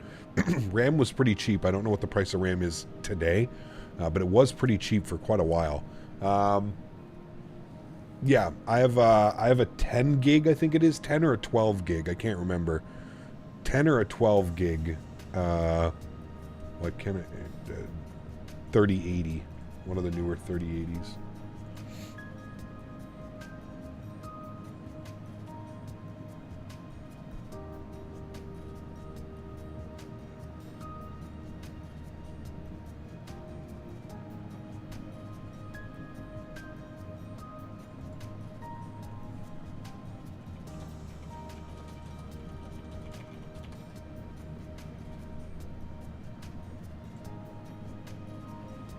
Why don't you like the Horizon Sim? It doesn't fly very well. The default aircraft don't fly very well, man.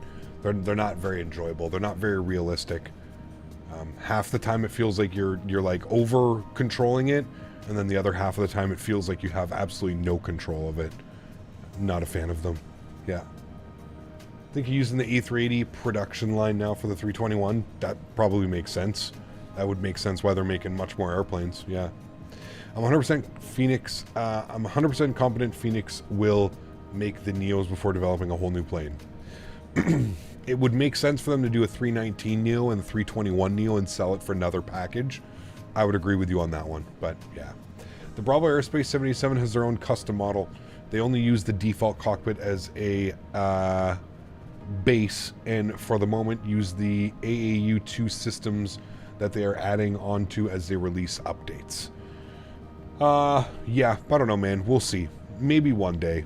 Maybe one day we'll see what the Bravo Aerospace 787, but I've heard better things about that airplane than, let's say, Latin VFR and some of the other stuff. We'll see, man. We'll see. I don't know. Chewie just did a long haul to Hong Kong in the 787. I think it's improved. Cool, man. Good for him. For me, it's still not up to my standards, Doc. I know that's hard to understand, that I would have a difference of opinion than what you or what Chewie would think. Love Chewie. You know I love Chewie. He's one of my favorite all-time content creators in flight sim, but it's just not up to my standard, man. I've flown it enough. I've flown the Horizon mod, all the other mods that came out for that 787. It's just not enjoyable for me, man. Like I said, half the time it feels okay-ish, and then half the time it just feels like there's just borderline no control. So maybe the Bravo Airspace 787 could be a thing. What is it, like 20-something bucks or something? Maybe that's something that we can consider down the road. But currently with the MD-11, the 777 out now, I feel like the 319, 321 are coming soon as well. So I think we're going to have a plethora of airplanes. I won't be bored for a little bit. So we'll see, man. Was a new update recently? Maybe I guess I'll give it a go later today to see the update. I have no clue, man. Like I said, I don't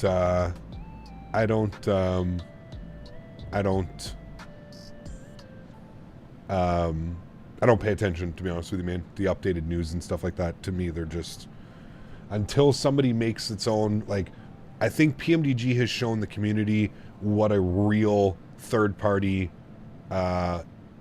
heavy aircraft should feel like. You know what I mean? And yeah, I would have a problem going back and flying one of the default planes or modded flight model, whatever it is. 321 confirmed for next week. Cap just confirmed it here. I wish, man. I wish next week. Knowing Phoenix, we're probably not getting it till the end of summer. So end of August, maybe end of September, but I hope we're not waiting that long, but something tells me we're probably waiting that long. The British Aviator, thank you for your support, man. Appreciate you, dude. Huge enough floaties too, man. Thank you, thank you, thank you. Good afternoon. Nice to catch you on the live stream. I'm new to the Microsoft and flight simming scene. Have been trying to learn more about it. The community seems to be really amazing and looks like a lot of fun. They can be soul scared. Yep, absolutely, man. There's a ton of great people. There's a ton of great content creators, and there's a ton of great communities wrapped around those great content creators. There's also a lot of shitty people. There's a lot of people out there. I mean, I feel like it's just like in every aspect of life, right? But yes, you are correct in thinking that flight sim is an absolute amazing community. It's a great hobby. Just be prepared to open up your wallet, your checkbook, whatever it may be, because it becomes addicting, and you're going to want to own the best and the greatest products, and it's going to end up costing you. But it's yeah, it's a hell of a community, man. Welcome aboard, dude. I hope you enjoy it. Yeah. What about Sam? I like his video where he flew from Doha to LA on the Qatari. No, I can't watch Sam Chewie, man. I'm sorry. Can't watch him. The new PMDG 777 update is good because, in my opinion, the plane felt a little too heavy to rotate and took a little bit too much input, but now it feels a lot better. I love it, man. I absolutely have been loving this plane since day one of flying it. It's just fantastic, man. Yeah. Really wanted to fly to Boston today, but V-Pilot wouldn't let you put a PTT. Technology's a mystery. Huh. Greg, like, were you in the... You're in the settings page, right, Greg? Like, you're in the settings, you just go to push to talk, and you set a new key, and you clear it out. If it's ever giving you issues, just restart the client. Sometimes when like I go from, because I fly the Airbus and then I fly the Boeing, so I constantly am changing this, sometimes it just won't let me select a new push to talk. So the text button wouldn't light up. What airplane are you in by chance, Greg? Some airplanes you actually have to like turn it on. You have to actually like come down here and like go like this and then go like that where it actually is picking up your microphone.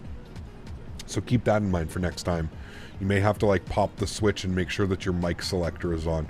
Some airplanes have it modeled, some don't, just to speak on VATSIM. So could have been that issue as well. I don't know. The A320 should just work, I believe. But yeah.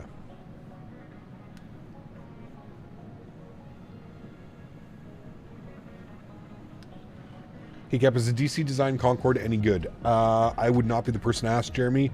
Chat, anybody have any familiarity with the DC Designs Concorde? Is it any good? Yes or no? Put it in chat for Jeremy to figure, to see if he wants to pick it up. After the PMDG released the MAX, they could start developing a 787. Well, PMDG's next, like, 2 years is pretty much done, man. We've got the 777 Freighter 200 ER LR. We've got the 737 MAX, and then we have the 747. Those are all scheduled by PMDG probably through till the end of 2025, 2026, you would think. That's probably the plan for PMDG. They still have that secret project that isn't a secret project, but yeah, who knows, man? Who knows? Like I said, who really knows, man? Hey, Cap, what is my VATSIM rating? Yeah, Shazeb, you asked me that earlier, man. I'm just a pilot on VATSIM. I don't hold any rating. I'm just a regular VATSIM user, man. That's it.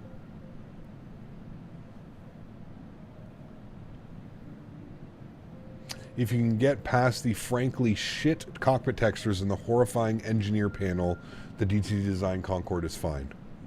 There you go. 7.4 is going to be spicy. Dude, I am beyond excited for a PMDG level 747-400 freighter. It just doesn't get any more 747 than that. To me. That's just like, as somebody who's never flown a proper third-party 747, and I used to sit there and salivate when I would see Chewy and some of the other P3D content creators stream it when I first started getting into this. Man, oh man, oh man, oh man.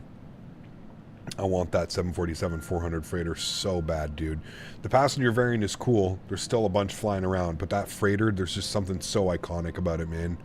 There are so many airlines that operate that 400 freighter. It's... I believe they're doing the 400 passenger, the 400 freighter, and then for an add-on or the expansion, it's going to be the 800 freighter and the 800 passenger. So, yeah. Does anyone have an idea when the iFly or PMDG Max is coming out? There's been no release dates. We were talking about it earlier to see who's going to be the first one to come out. So, Cathay 747-400 packs, the RB211S. There you go, man. Why wait? There's a default 747? Sure. If that's what floats your boat, Alpaca, absolutely, man. Go enjoy the hell off of that, dude. I hope you fly the wings off of it. Me, personally, I prefer a third-party aircraft. Much more fine-tuned systems, flight model, sounds, everything. The whole experience is far more immersive when you can experience a third-party aircraft that is specifically designed and, you know, they pour their blood, sweat, and tears into that. I think PMDG will be the first because iFly still seems unsure even on an estimate date. I don't know. How much is the PMDG? Exclamation point aircraft in chat. Follow the link from Nightbot.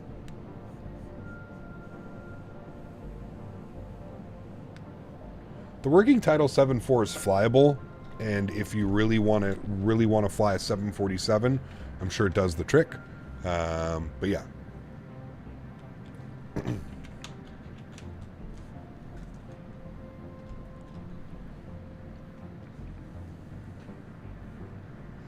I've flown it. It isn't bad. You just have to use your imagination. I have like 15,000 hours in flight sim. I don't have much of an imagination anymore. Like I said, man, I personally prefer third-party content, right? I've flown enough default planes in my day. I've flown enough of those. If I'm going to continue to enjoy flight sim, I want to continue learning and you know, pursuing the best available aircraft possible.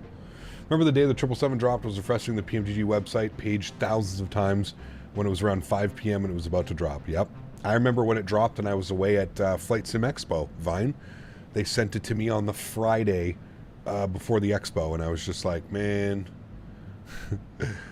Now I'm at the expo in Las Vegas, supposed to be enjoying my time, but I could be at home flying the 777. Is the Bravo Airspace 787 good? I have no clue, man. No clue, dude. Things have changed with the default planes in 2024. They'll be payware quality. I hope so. We'll have to wait and see, man. We don't really have much info other than we know that PMDG have developed a couple airplanes that are coming with 2024. But, yeah.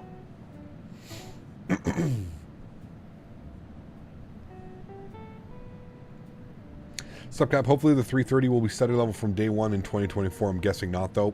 We'll wait and see, man. I guess we will wait and see. We've got a release date for Microsoft 2024. We know when it's coming. We know what to expect at this point. Obviously, there's a few more teasers and stuff I'm sure that we're going to get to see before it gets released. I don't know about you, but if I close my eyes, spit on my hand, and think of candy with an eye enough, it's just like the real thing. God Don't damn worry, it, dude. it's my Monday too. Jesus Christ. We haven't had one of those donations in a while. That's borderline fence, and that's seat 2A slightly tipping over that borderline appropriate fence. We haven't had one of those in a while. Thank you for the support.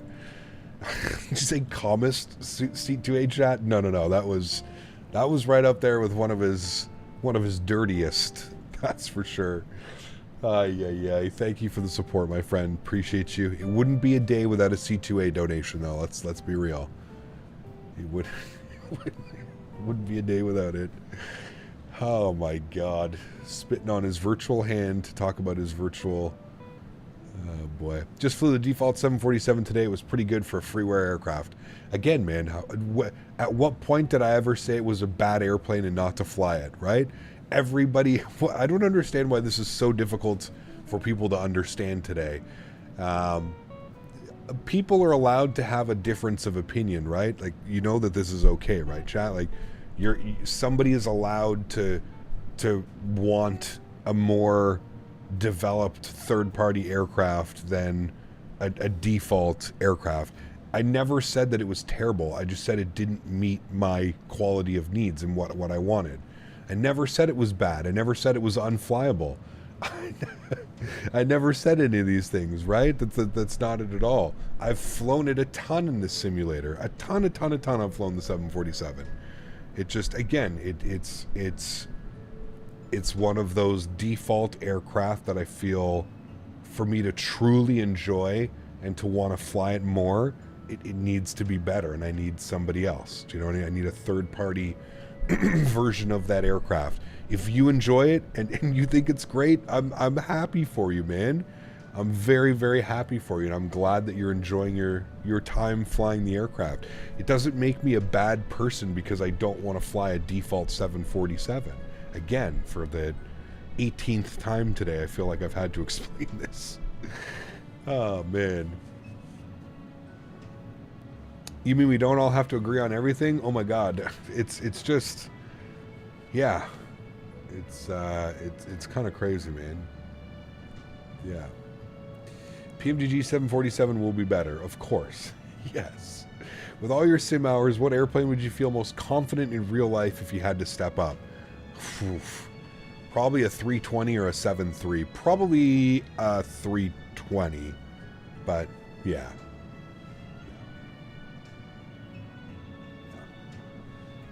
How much do I need to donate for you to ban Duck?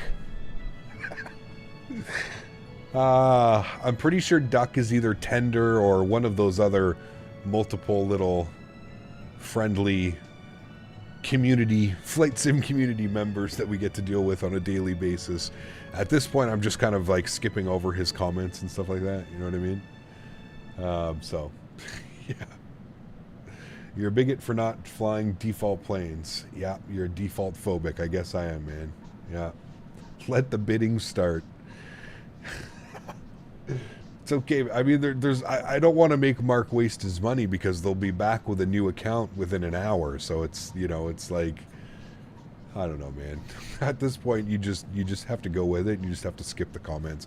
If you don't read them and you don't answer them, they usually go away pretty quickly. As long as you don't acknowledge them in chat, that's what they want, right? They want you to acknowledge. He wants me to get upset. He wants chat to get upset. That's what they want. So if you don't let that happen, usually it's just, you know, usually you just laugh it off. I'm great, man. I'm coming off a nice vacation. I've been stretching for the last 2 hours here, hanging out with you guys. I'm chilling, man. I'm as cool as a cucumber right now. So we're fine. Find one of the old streams where passengers scream inside the plane like you fly something was broken. Yeah, it was probably FS Realistic or something like that. XP Realistic. When 2024 comes out, the AnyBuilds A330 as default be as high quality as third-party planes. I hope so, Boeing fan. I don't think we really know, right? I don't really think we know. Yeah. Speculation is Phoenix will make the 340 after the Neos because we'll already have a 330 and a 350 and a 380 by other devs. So only the Airbus would be a 340. Maybe. I don't know, man. Yeah. You look at Tad sunburn, get a bit of sun at the cottage. I did, but I put sunscreen on, SPF 40 for my ginger ass skin. So Cap, was our persuasive attempt convincing enough for you to fly the 747 tomorrow? Oh, yeah, absolutely. I'm going to drop everything that I have to do tomorrow, and we're just going to fire up a default 747 stream. Yep, 100%.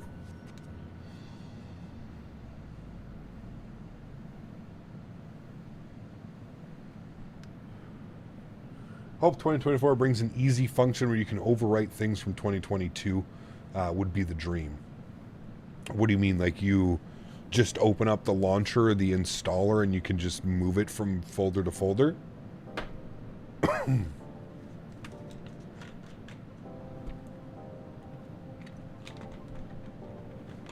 It's true, Darby. We don't tan, we just burn. It's like immediate. There's no tanning, you just burn. Default 737 sounds nice, just need to have some hope. Maybe. Scenery and payware aircraft, yeah, that would be nice. I agree. No. Next members only stream, default aircraft only. Oh boy, that would be a fun one.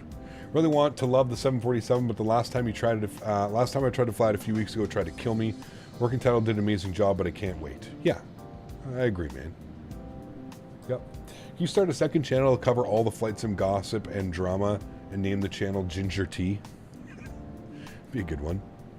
Cap, did you see the new Deadpool movie? I have not. No, I haven't yet, man.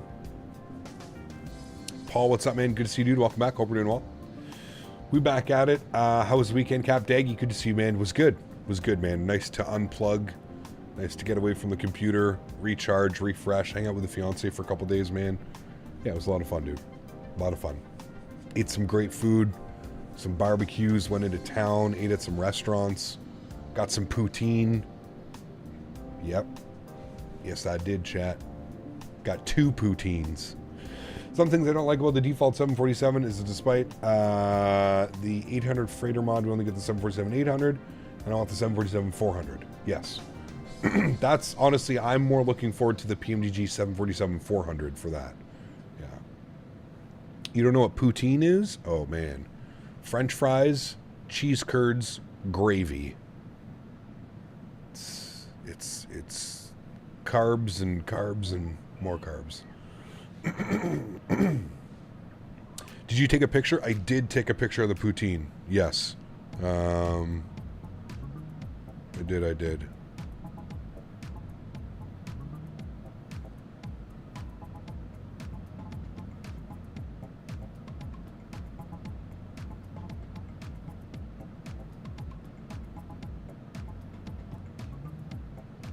Where is it?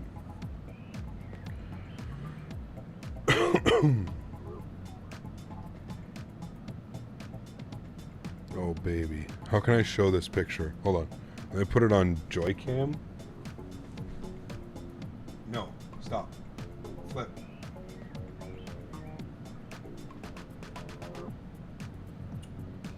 I can't show it properly.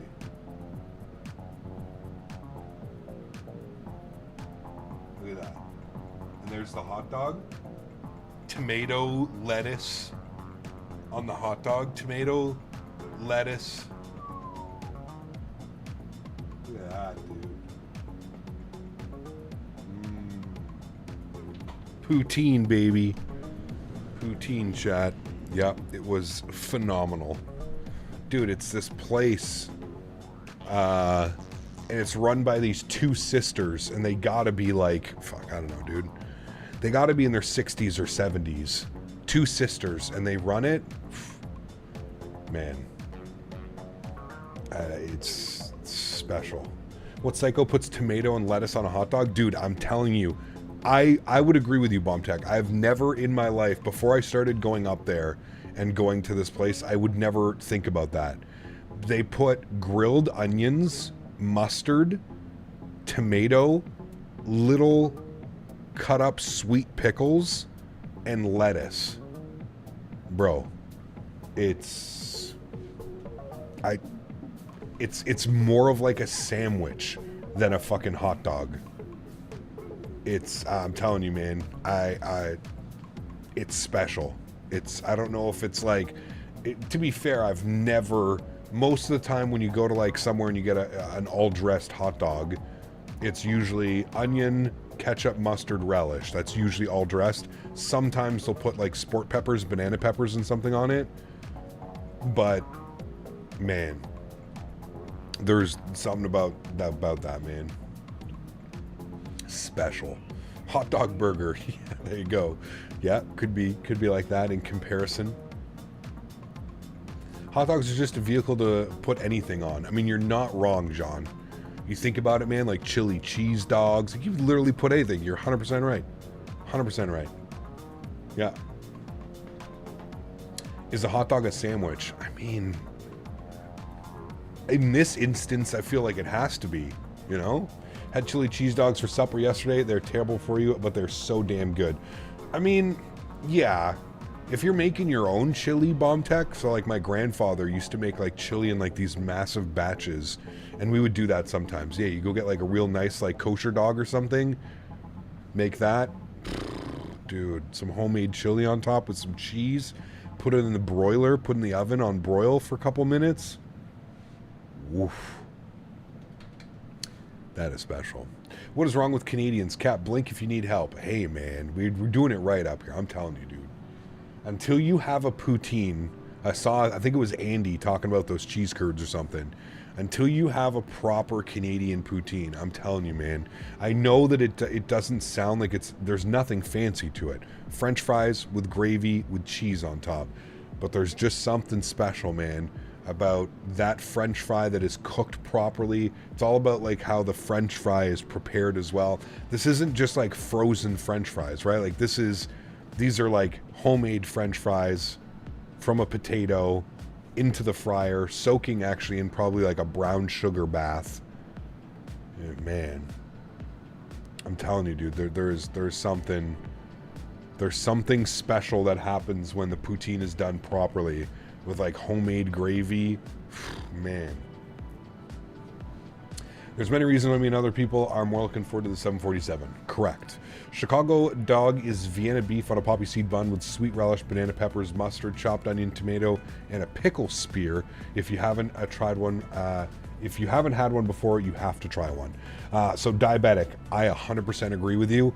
I was actually in the Chicago airport and I really wanted to try a Chicago dog, but apparently the place that was like selling them was just not very good. And it might not have been the best experience to try it for my first time, so I didn't do it. I hope at some point I'm gonna go visit Mopar for like a weekend or something. Just go to Chicago. It's a direct flight from here. Just fly to Chicago on some points or something. Go visit Mopar for the weekend. Do like a proper like deep dish pizza. Do some dogs. do some stuff like that. Hello, Mr. Davis. You're late. No problem. Hey, what's up, Cap? Sorry I'm late today. Captain Mahmoud, great to see you, man. Thank you for letting me know that you're sorry for feeling late, unlike somebody above you who didn't do that.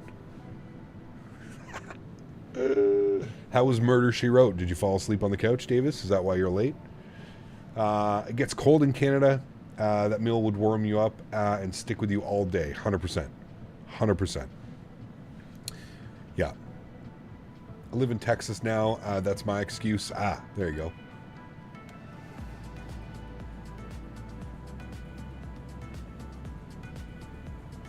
I'm late too. Rob, what's up, man? Good to see you, dude. Welcome back. Hope you're doing well, bud. We are currently... I feel we're going to start to... I mean, dude, honestly, that weather has been almost here all day. We're going to get into, like, the nasty stuff here. Coming up shortly. We're cruising, though. We are cruising into Boston.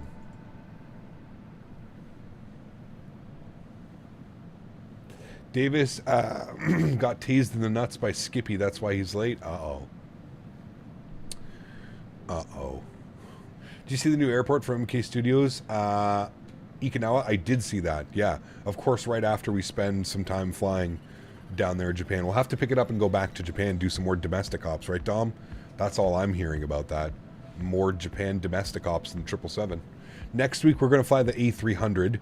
We're going to do some... actually, we're going to split next week. That's what we're doing. Thursday's streams of next week, not this week, next week, will be in the A300. Saturday, A300, and then we'll probably do the MD-11 again on Sunday and Monday.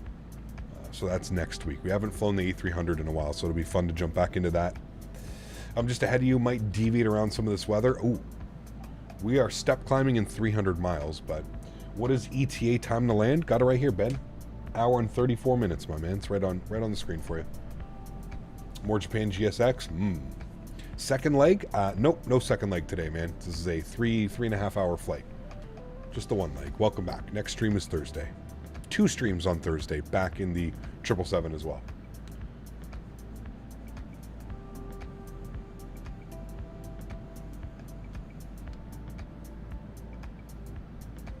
To land, not arrive. About that much time to land. That's ETE, estimated time en route. So I would say in about an hour and 40 minutes ish, we'll be on the ground in Boston. Davis dropping the $2 donation. Hey, you. Huge enough floaties to you, man. Thank you for your support. Appreciate you, man. Thank you. When are you flying to Nairobi? We already did, Jesse. We will be back, but we just flew to Nairobi. Yeah.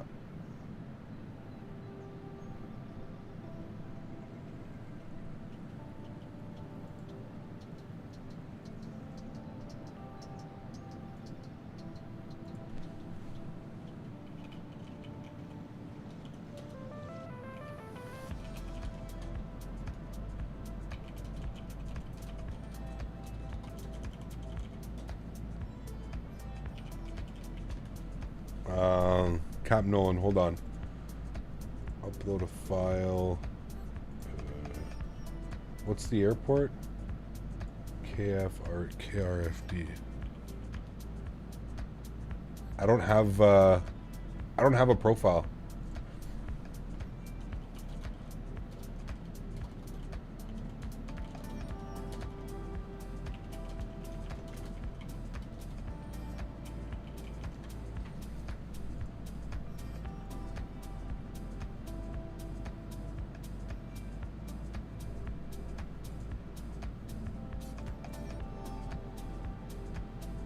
Cap, I saw the Fokker Professional is out on the marketplace. Will you give that plane a try? Probably not, man.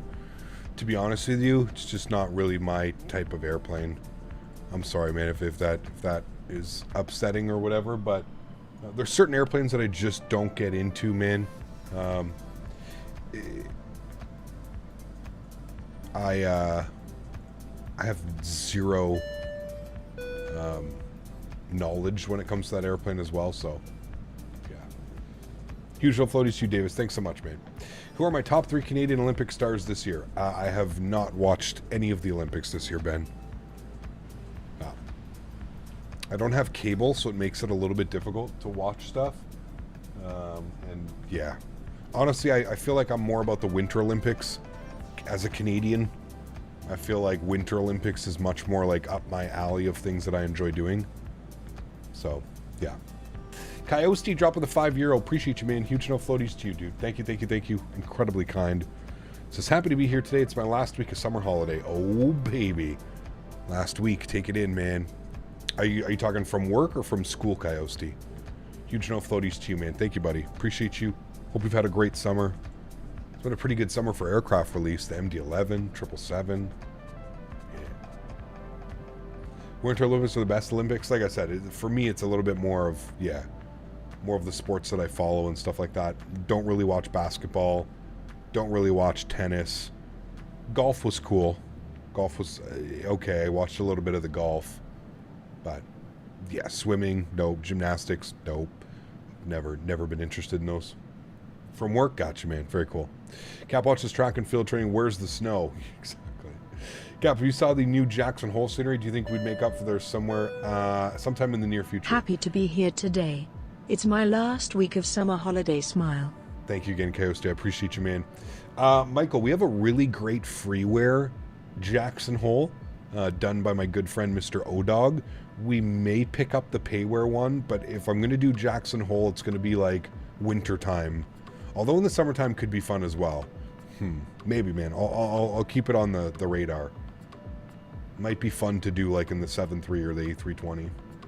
Everyone understand the gold medal in hockey in 2010 may have been the peak of Canadian history. It's got to be right up there.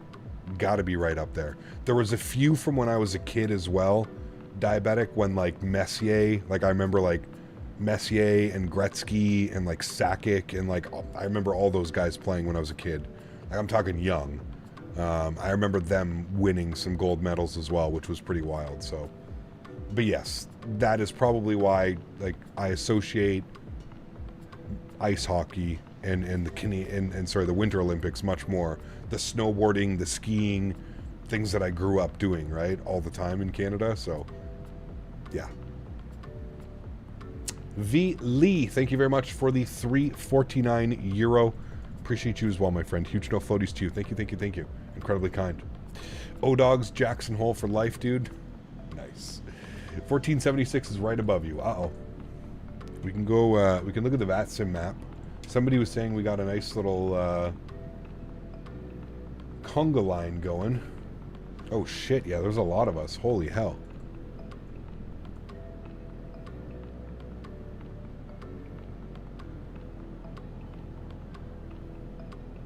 Man, there's a lot of us flying today. 1, 2, 3, 4, 5, 6, 7, 8, 9. 9 of us going into Boston. Nice little line. Everybody's got pretty decent spacing. 10. There's another one right here. 737. He's going 508 knots. 513. What are we doing? 517. 530. Oh shit. He's really going. What was our cost index? We're doing Mach 0.831. Nah, we're doing perfectly fine. Whoever's behind me, you just may want to step down to like Mach 8.3. We could go up to Mach 8.4, but just be careful. That FedEx, you're also oh, that FedEx is in the 3-hole, or he's in the MD-11. I want to slow it up just a little bit.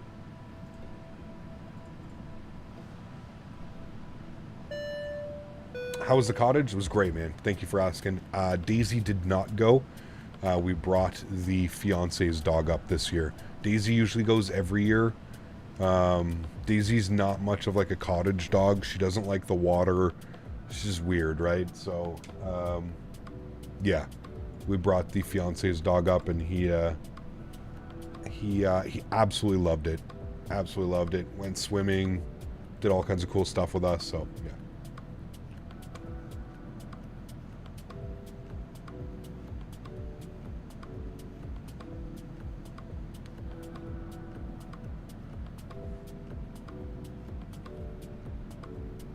You might catch me while I'm doing Mach .80, 600 miles from Boston. Nice.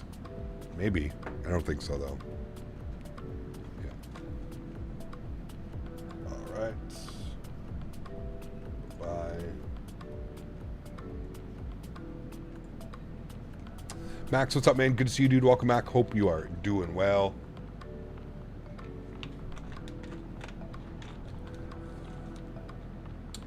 This is too personal. I understand. When does the fiance become the wife? Pardon me.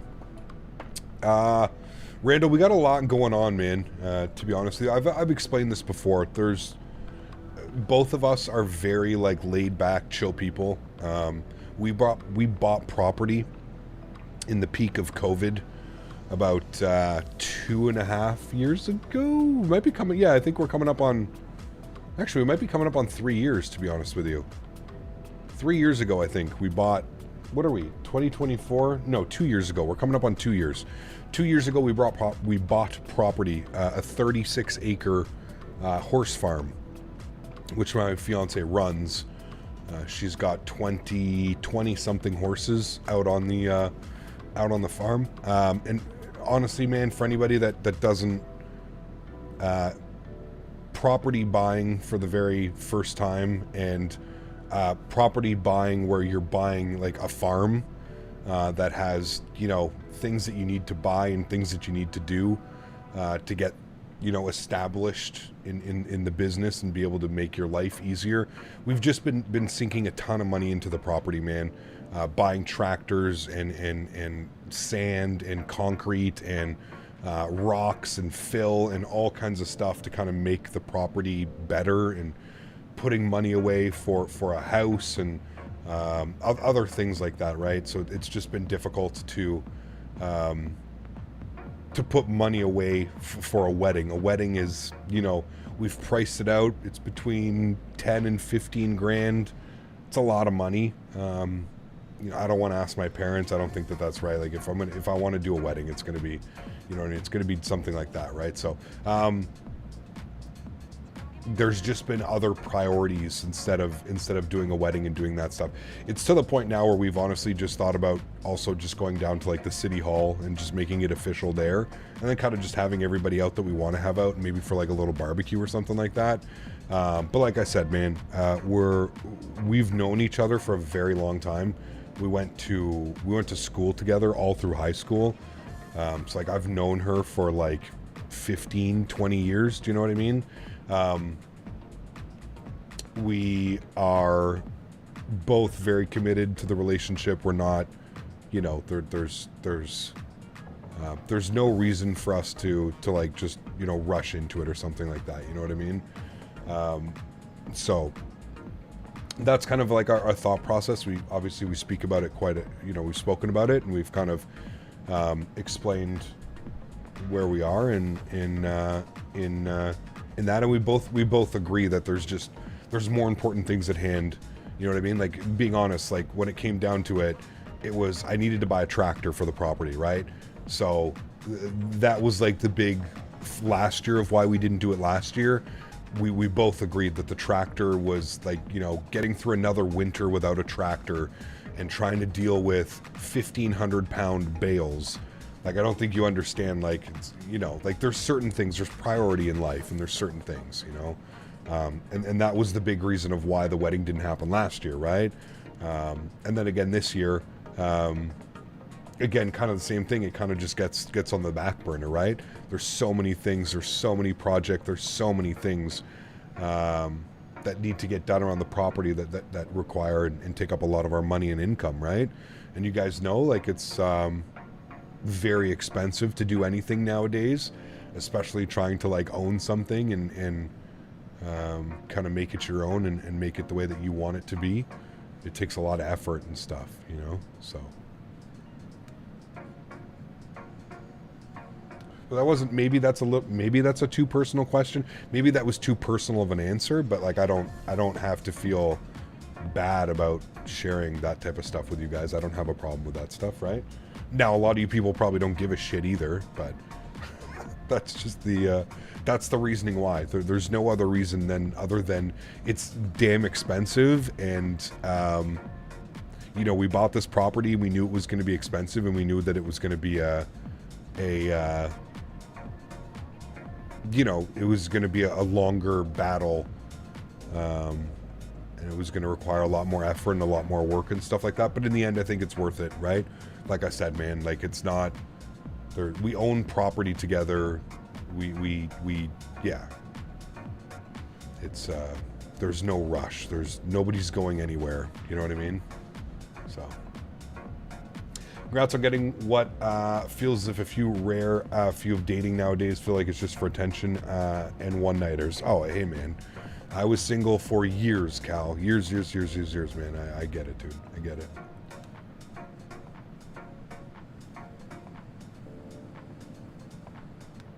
Are you a real pilot? Nope. Nope, I'm not. Hold on, it's Horizon Sim adding improvements to 787 to his passenger cabin? I have no clue. No clue, man.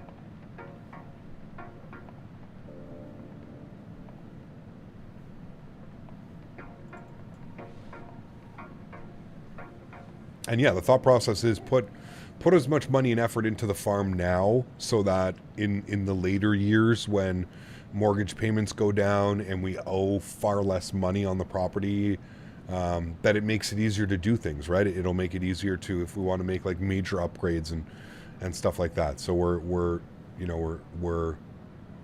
paying off the mortgage as quickly as we can, and we're gaining equity, and you know, hopefully that property in years to come, because of where it is, like I feel like we got lucky. Like it cost us a lot of money, but I also feel like we got really lucky with where it is. It's fairly close to the city. Like it's about a 10-minute drive on the highway outside of the city. So it's, you know, by the time that we're looking at selling that property in 25, 30, 35, 40, 45, 50 years from now, you know, I'm sure that the city is going to be out there and it's going to be expanded all the way out. And so who knows, man. Is it true that in Canada mortgages are not fixed for more than a few years at a time? 5 years, John. Yeah. Every 5 years you have to renegotiate. And that's just simply because of the Canadian market being so volatile. You know, a perfect example is through COVID, right? A lot of people were locked in at like 9.99 or 1.99, prime plus 1, prime plus half. Like tons of people were locked in like that, and then COVID happened, and in another, absolutely it does, John, and it has it can be very dangerous. Just for example, imagine being locked in at 1.99, John, you're locked in, and then COVID happens and inflation happens. Right now, the current rate is 7.99, so 8%. Imagine making a 6% jump for 5 years on $500,000 or $250,000 or, you know, $750,000. You're talking thousands of dollars annually, if not 1,000 or 2 monthly. You know what I mean?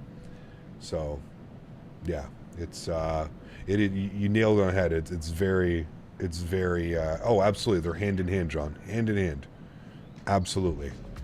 That's, you know, all of the lenders are basically, you know, there's very few big lenders in Canada, and they're all attached to government spending and yeah, inflation. Absolutely. Yep. Yep. Not to get political, people up there are fans of Trudeau, or is it decisive like it is down here in the States? No, Canada is very much ready for a change. That's the general consensus. I would say by about 70 to 75% of Canadians, we're all, I think we've 8 years of Trudeau is enough. It's time to experiment with, because that's all it is, right? Let's be honest with you, politics, it's all an experiment, right? Kind of everybody's the same. That's kind of, they all have their own political agenda, and they all have their own ideas of what they want and how things should be done. But right now, it's kind of scary to think, man. North America has never been so fucked up, and I mean that. It's getting to a point where, like, I think that I personally think in the next, I don't want to say couple of years, but I think in the next, I don't even know, man. There's going to be,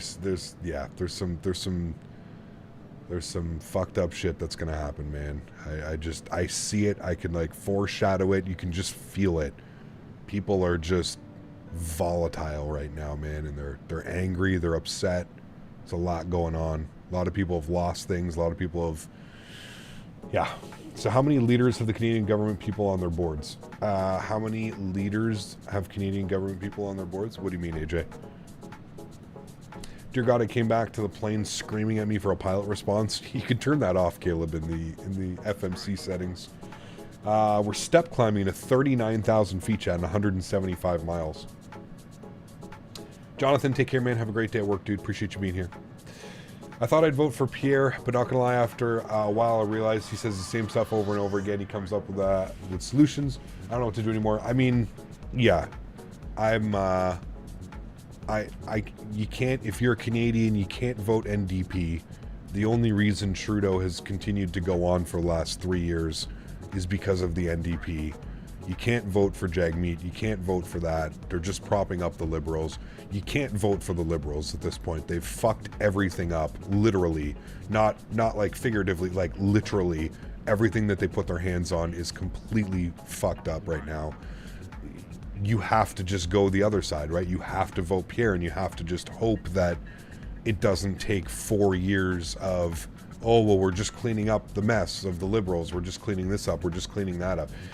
It's one of those things, man. I mean, I would much rather have Pierre running the country than I would Justin right now, simply because I just feel like at least Pierre is somewhat level-headed. But again, you don't know, man, and it's all, they're all the same, man. You really got to be careful, right? So, do you use the Thrustmaster Boeing throttle as well? I do, yes. I mix and match ZX. I mix and match. Both wings are from the same evil bird once you figure that out. Well, that's it. And it's, you know, you don't know about anything at this point. You just, yeah. Yeah, well, that's it, Dom. And that's where it's, you know, it's unfortunate that, like, the U.S. is the same as well, right? How many political parties are there down in the U.S.? Because in Canada, I think we have, like, what, 5 or 6 political parties, but it's really only the same 2.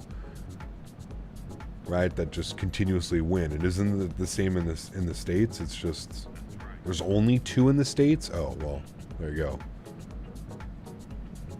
What's your favorite candies do you like? Ooh, candies? I don't know, man, to be honest with you. Candies are kind of like rare. I'm trying to think if I have any candies here. You basically have 2. Yeah, well, same as us. We basically have 2, but I think there's like 6 parties that exist. But we basically only have 2 because people either vote blue or red. That's it. Like, there's no difference, right? Full libertarian. There you go. I remember when I first started voting when I was like 18 years old, I used to vote for the Green Party because they were the only party in Canada that was like for marijuana being legalized and decriminalized. I used to vote Green Party all the time. And then I realized that was basically like throwing a vote away because nobody was ever going to win from the Green Party. Spreezy, it's fucking wild down there right now, man. I don't even, as an American, as a non-American, I don't think I even have the right to say what's going on because I don't see the whole picture. The only picture that I see, like when I go down to the US, man, it's such a great time. I love going down there, dude. I never feel unsafe. I never feel as if like I'm being put in positions where like I'm, you know what I mean? Politically, there's never any issues. You know, there's nothing. But when you watch what's going on the news, what's being reported in the U.S., it's nothing but like hide your kids, lock your doors, stay inside. Like, do you know what I mean? And that's why I feel like even like my thoughts on politically what's going on in the U.S. Listen, I think that it's scary to think of what is potentially going to happen come this election. I don't think you're wrong, and if you're American, like I would be as well. I think naturally it's kind of crazy. I feel that if Trump doesn't win, that it's just going to be fucking chaos again, and it's going to be chaos times 10. And you know, on the other hand, you've got Biden now, who's not going to be rerunning, which is a godsend. I mean, I don't even fucking... The guy doesn't even look like he doesn't even look like he's home half the time. He looks like he's fried out of his mind. So, and I don't know, man. It's gonna be, that's my thing, Zach, and that's exactly, like, I don't want to go there, but like that was kind of what I was reiterating to, where I was like, you know, a lot of North Americans are concerned about like what China and Russia are doing right now. Dude, if I'm North American, I'm fucking concerned what my neighbor's doing right now. The amount of hate that is down there and being bred by these political parties and Trump versus the other ones, and it's fucking crazy, dude. It's insane. And all you motherfuckers have guns down there, and not a lot of you, but some of you don't have the IQ enough to be holding weapons of that level of... It's fucking crazy, man. It's crazy, dude. It's absolutely insane. And like I said, I go down to the States all the time. I never feel unsafe. Yeah, I feel very safe in Canada, Will. I don't, you know. Also, I also can't reiterate this enough.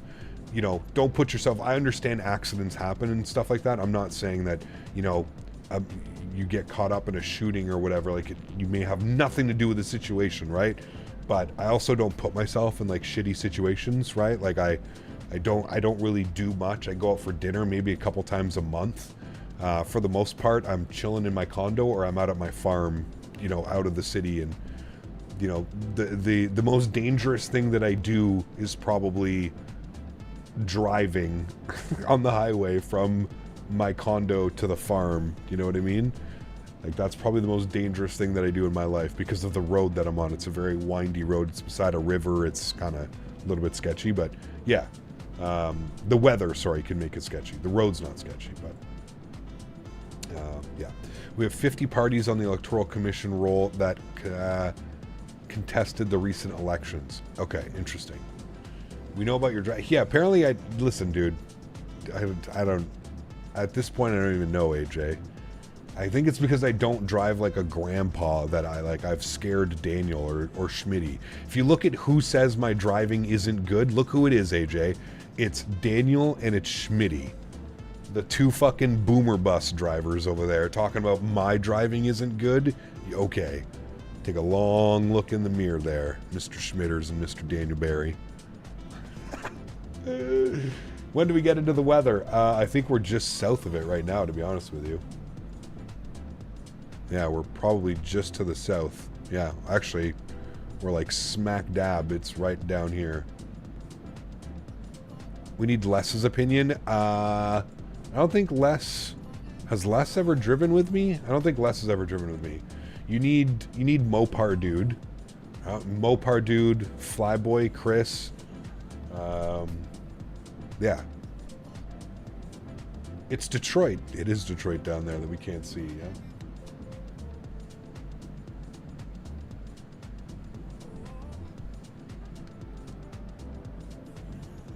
Shots fired.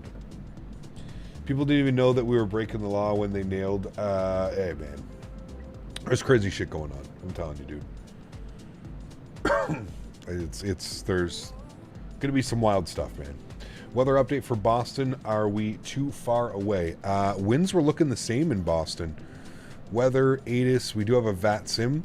ATIS is information Charlie. Winds are 080 at 9 knots. 10-mile visibility, few at 900, broken at 18, overcast at 26, 19 degrees, 3001. ILS runway 4 right and approach, departing runway 9. Runway 33 is approved for turnoff after landing. So we're still on runway, still planning for runway 4 right, which is what we had planned departing out of Denver. We are on the J Fund 3, which is going to take us down here to Joe B. And he said what did it say there? It said 33 right is approved for turnoff. So 433 right. Oh, okay. So we can actually take that. If you can hit that, that's kind of difficult to hit. Usually I end up rolling it to Romeo anyways, but I guess you could take Yankee and then you can use that as a taxiway, I guess is what they're saying in the November into the ramp. Parking today will be somewhere up over here in the B terminal.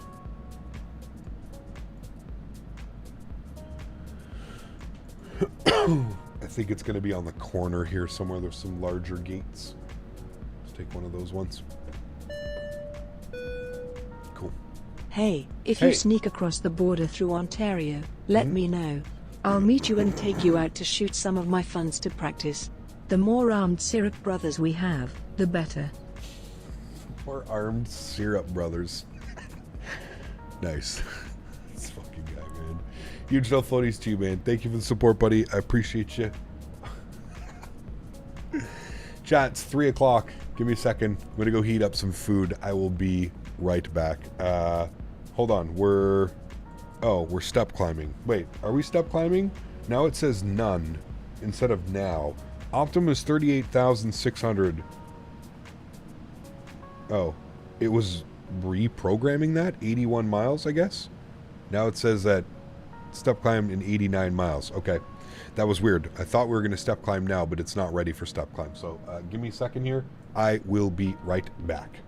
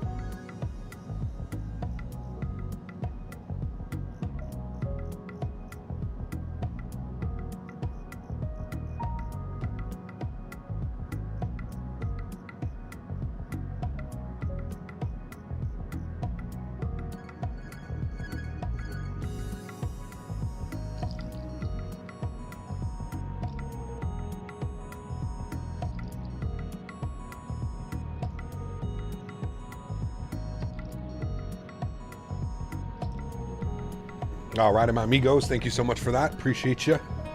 Absolutely feeling much better now, ready to rock and roll. We are 230 miles till top of descent.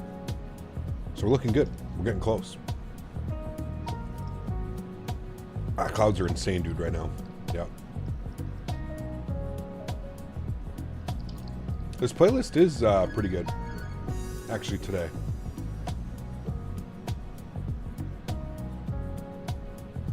It is a pretty decent playlist. Getting stormy.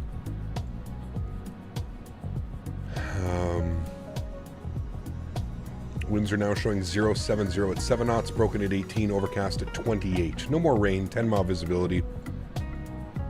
Should be good. Somebody was saying the Boston Center is online, but they will be logging off. Excuse me. Pardon me. Have you replaced the spring in your yoke yet? No, I haven't. Nope. Actually, Thrustmaster is sending me they're sending me all new peripherals. It's, I get it every year in my contract, but I never take advantage of it, Lightspeed. So I'm actually, I'm ordering a new yoke, new rudder pedals, and a new side stick, and a new Airbus Captain's Pack. So yeah. I might play around with the springs then, but honestly, probably not. I'm probably just going to leave it at default again. What do you use to lower your sim volume during cruise? I have an audio mixer, which allows me to turn it up and turn it down. You can just use without getting an audio mixer, you can just use your sound. Open volume mixer. You could just have this on a second monitor.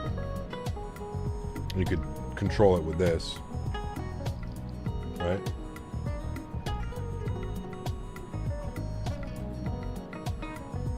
Is there an ATC in Boston? I don't think so. I think they've logged off. Tried to put the spring in the yoke. It just flew across the room. Now I can't find it. Nice. Hi, Tech. What's up, man? Good to see you, dude. Welcome back. Hope you're doing well.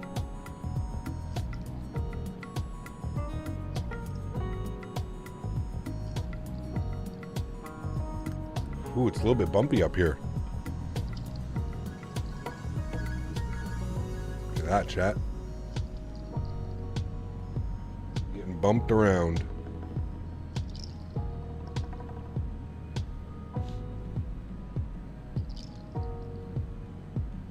Yours is feeling a little bit light, so you ordered some new ones? Okay, got you.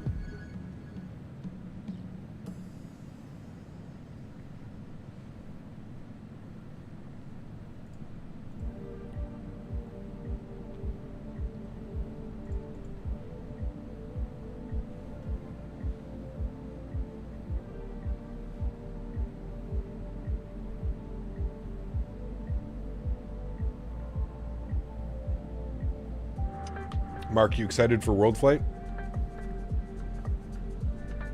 I am very excited.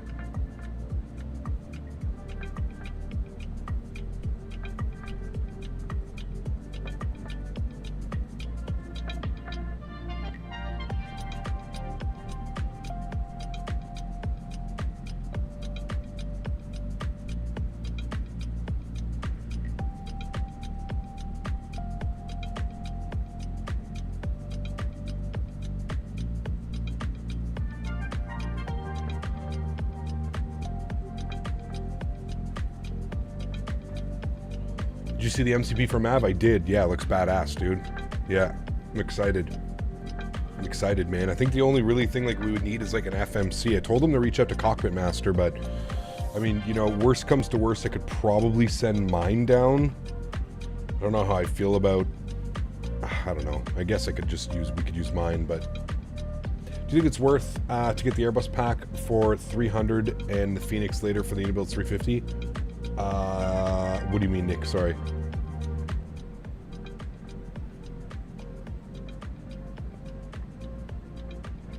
How can someone get more points? By watching the stream, donating. It's the easiest way. You're sending your radio panel down this week. Are we just using the SciTech radio panel?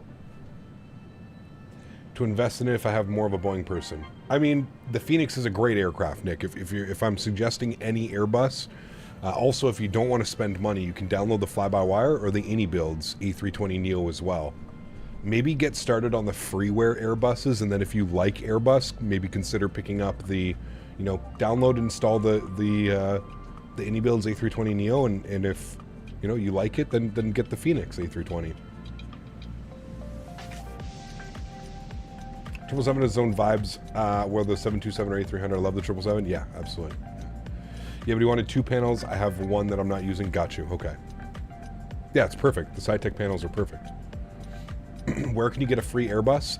You can go to the Fly-by-Wire website, or you can download the AnyBuilds A320neo. AnyBuilds comes with it in the same. It's marked as A320 V2. There you go. There you go. There you go.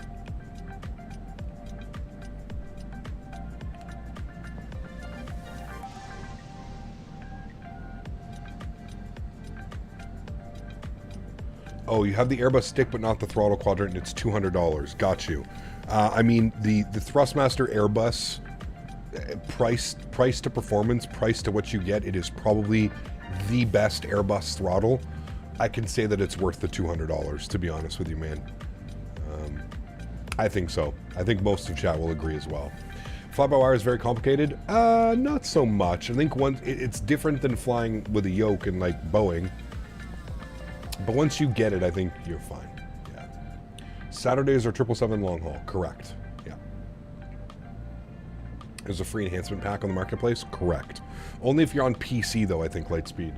Or do they also sell that? Can you also get that for the Xbox version? I'm not sure. It's so hard to download? What do you mean? You just download the fly-by-wire installer and you just install it.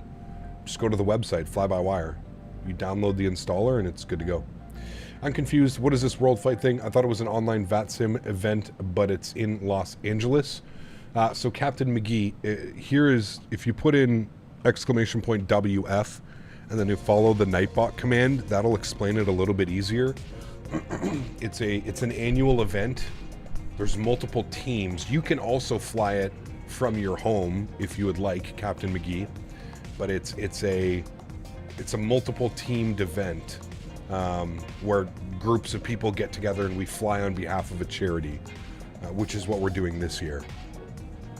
So if you just follow that command, that'll kind of like explain everything about like what World Flight is. Read the first little blob and that'll explain everything that you need to know about what World Flight is, man.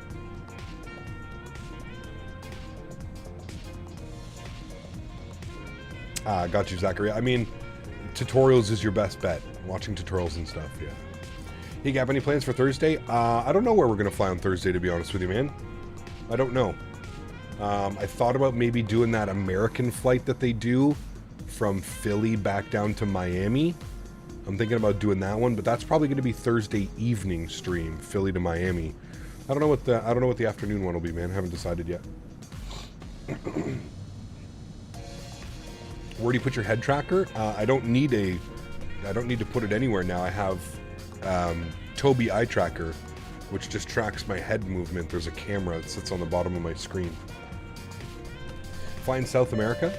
Yeah, South America's fun. Just the scenery in South America is... Where can I grab free Boeing planes? No free Boeing planes, Zachary, unfortunately. I almost said blowing planes. Starting the 777 similar to starting the 73. It's actually easier, Tom. Easier. Do we think we'll need headsets this year? I don't know. You'll have to ask Mav. I don't know if he took the ones that Rookie was using out of the, I don't know. I don't know. That Serious Zebo donation mod? time. Yeah. For my fellow Americans, tonight is National Night Out. Go out tonight, meet your neighbors, bond, build communities, grassroots take over your local politics, make change, flush the toilets. Hashtag no floaties. There you go. See? He's got it. C2A with a serious donation for once. Everybody listen. Huge no floaties to you, man. Thanks for support. Appreciate you. We got Tom as well, celebrating 20 months. Says, it's been a lifetime. Hope you're keeping well and life is treating you good. Tom, thank you for your support, man. 20 months as a first-class member. Life is life, and man. It's feeling blessed this year, man. This year, it's been an incredible year. I have a few more opportunities here before the end of the year, and I'm very, very, very excited. I'm under a couple NDAs right now, so I can't even speak about what's happening, but I'm very excited for the next couple of months. We've got World Flight coming up in November as well, raising some money for a great cause.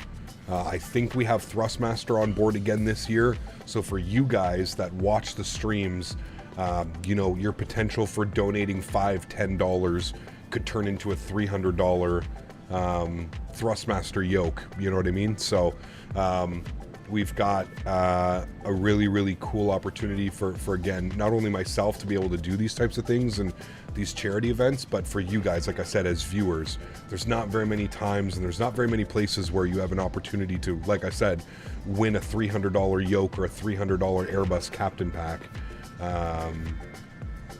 for you know, donating 5, 10, 15, 20 bucks, you know what I mean? So, yeah. NDAs, so Captain read the emails beforehand. Maybe. Same, I have a couple NDAs because of my channel growth. Absolutely, Davis. Yeah, 100%. Where can I buy Boeing planes with the Airbus is the only free plane? The marketplace would be a good place, Zachariah. There's also PMDG. There's a couple other ones as well. Have the max and the PMDG, and then so no need for a default max. Well, that's the thing. If I'm sure iFly and PMDG are both getting their 737 max out before the release of 2024, I think we can all guarantee that because yeah, that way more people will own the max already. So we have some great things in store for this World Flight. Yes, it's going to be awesome. I'm excited, man. I am excited. I feel like we're culling the team a little bit. I feel like it's going to be more people that like want to be there and get along with everybody and kind of just enjoy the whole World Flight experience. I'm excited that we're like kind of making our own little makeshift cockpit with monitors and seats, and we're using Thrustmaster yokes, and we're flying the 777, and there's a lot of cool things that we're going to be doing this year. Top of descents in 124 miles. Looking good. Boston is complete Unicom. Okay. Maybe when the 747 comes out, you could do a 747 long haul. That will definitely happen. Yeah. Did I hear Detroit? I think we already passed Detroit. Yeah, we're well past Detroit. Detroit's back here. Detroit's like in it right now. Shit. How is this not reaching me? It's super weird. Usually the weather kind of does like a this. But the jet stream's just, yeah, it's going to completely miss me. It's just staying right to the south of me. Toronto's going to get hit nasty. Toronto's actually getting hit right now, but they're going to get even worse. Huh.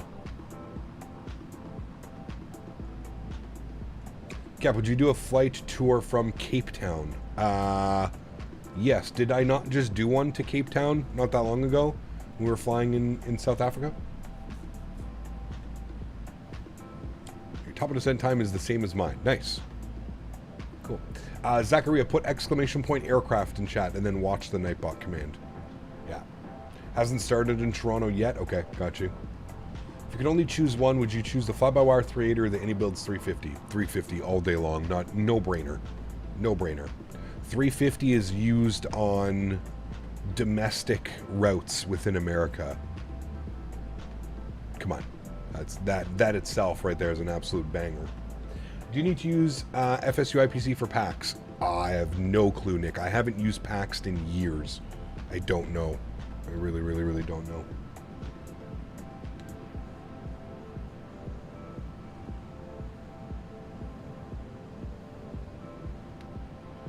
Sean, default. Default, my man. Karl Win, what's up, dude? Good to see you, man. Welcome back. Hey, Cap, haven't had the chance to use the GSX update. Do the visible passengers work on the 777? They should. Let's find out, shall we?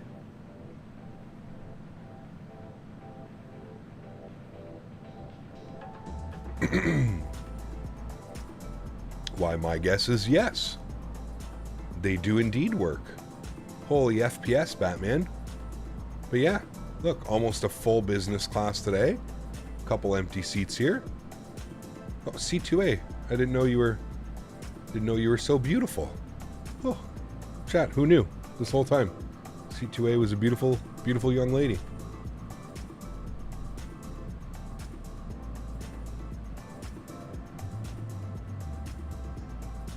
See, this is where I'm sitting, chat, when I fly on my flight from Montreal to LA for World Flight. Because of my free upgrade, I picked this seat right back here. This will be my seat. It's actually on the 787-800. It's actually 14 kilo. This is 10 kilo. I'm going to be in 14 kilo for my flight. I don't think the seats look like this though. I think the seats look like this. In the 787 premium economy, I think they look like this. 14 kilo. That's where I'm gonna be. Yeah, it like almost looks identical to this. So premium economy. That's gonna be my view. But on a 787. Same engine, right? Oh, sorry. Chat, it's busy back here, man. Also, I have no FPS, 40 FPS. Sheesh. Nice. That's so cool. Just hanging out in the airplane.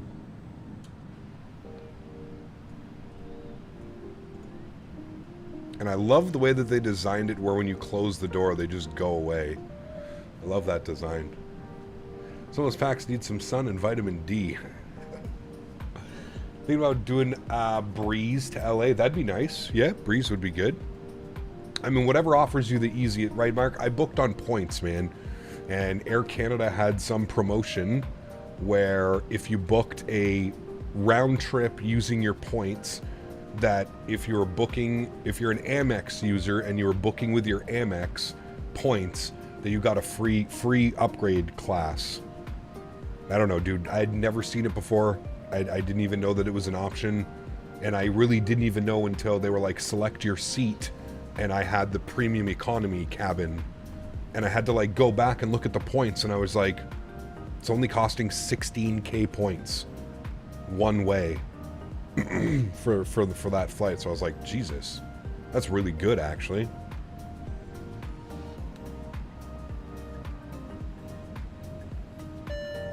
Caleb, that's awesome, dude. That is very nice.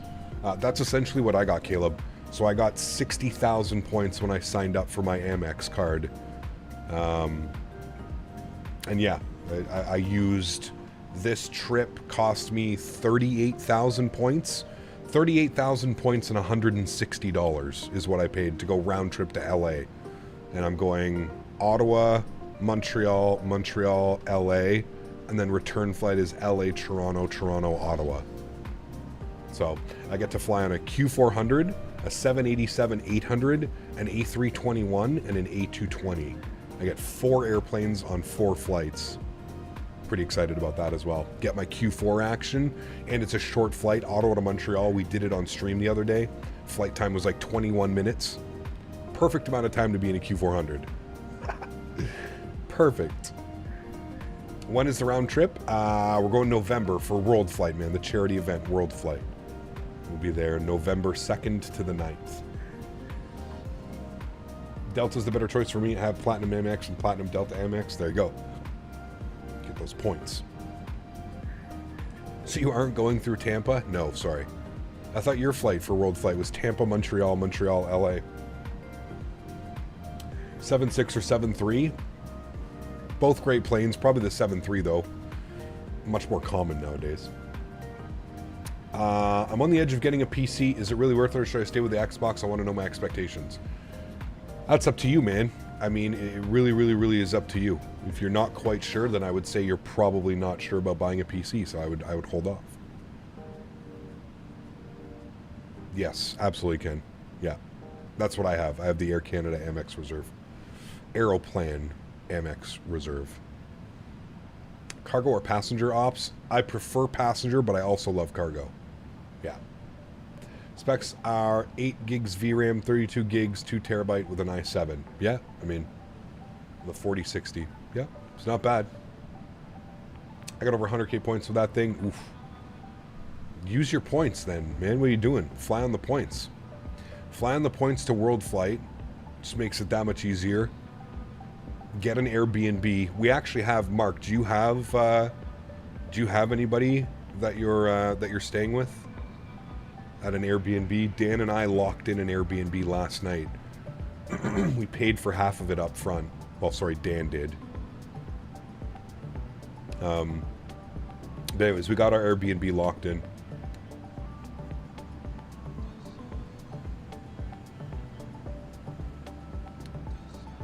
There is an extra room, but there's one extra room, Mark. So I don't know if like I don't know if you usually shack up with somebody and you want it to be, but we have one open room as it stands right now. And we have 2 rental cars at the house that we'll probably have. So I don't know. What monitor would you recommend to go with PC? Not so pricey, please. Strict budget of $100 or less. I don't know, to be honest with you. I don't know. I'd have to look, you know. Now, you can tell me if you want it, Mark. That's fine. I'll let Dan know, and then that's pretty much filled up. It's going to be...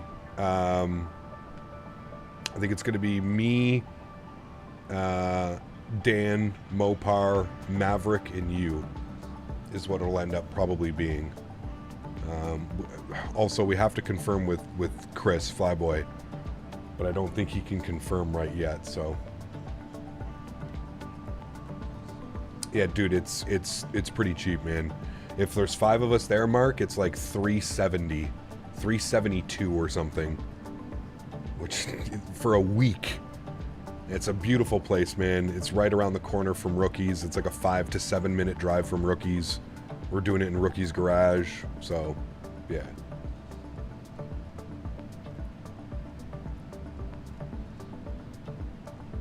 It's like the best of both worlds. Fuck that, Mark. No. Cap, what's your expectations coming for the Any Builds 350? Expectations? I mean, it's Any Builds, man. They make great products. I'm excited to see what they bring. I'm not concerned or worried by any stretch of the... Just, yeah.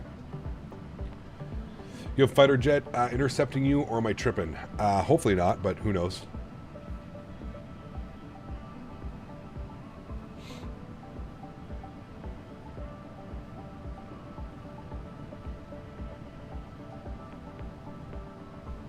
All right, 29 miles till descent, friends. Let's go ahead and plan our checklist. I don't even think we ever did. We did that. All right, descent checklist. Good.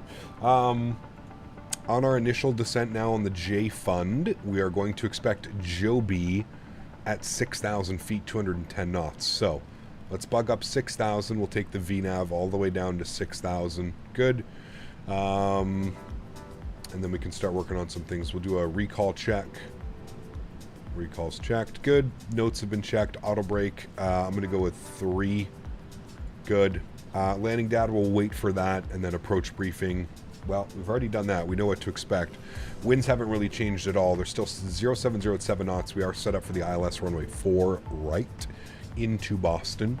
As we read the ATIS before, we can vacate on Yankee or 3-3 right, 1-5 left if need be, or we can roll it all the way down to Romeo, in which case it would be Romeo cross at November, all the way down November, and then all the way down Alpha into the ramp. We are parking at Terminal B, either on the Alpha or the Echo side. We'll have to see wherever the larger gates are. Cool. We'll call that our prep. And we're looking good. Weather into Boston today on the 3001 altimeter. So we can bug that up now. 3001, we'll pre-select that. We're not going to select it, pre-select it. Good. And then our minimums on the 4 right are going to be 218 on the ILS. So minimums 218.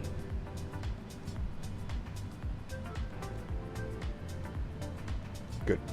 Won't be able to fly with this weekend as we setting up the new PC. Oh, baby. You finally pulled the trigger. You got her? Nice, dude. I'm jealous, man. I'm jealous. I was telling the fiance that I'm building a new computer. I was like, when the new sim comes out, I'm building a new computer. Whether it's towards the end of this year into next year, there will be a new computer here soon. Sooner than later. Ideally, I do it soon after the release of 2024, so that way I don't have all of my add-ons and it's only a pain in the ass dealing with 2020, so we'll see. Yeah. My time is coming, man. Yes, sir. Got that damn right. Priorities, man. Priorities. As we sit here with 60, you know, 60 plus FPS, which is kind of like with frame gen mod. Well, what card will we be getting? Looking at the 4080 Super, Tayeb. Yeah. The 4080 Super, and then most likely what will happen is I will do my best to get a 5080 or whatever when it comes out and it's ready to go. So you're going from an i5 to an i9 27 with a 4070 Ti. Oh man, native frame gen on that sucker. You're gonna be laughing, dude. Going to be laughing. Seatbelt signs are going on. We are starting our descent here, friends. There we go. Descent into Boston has commenced. Beautiful. Building a PC2 just need money first, of course. It's usually the most important thing. Yeah.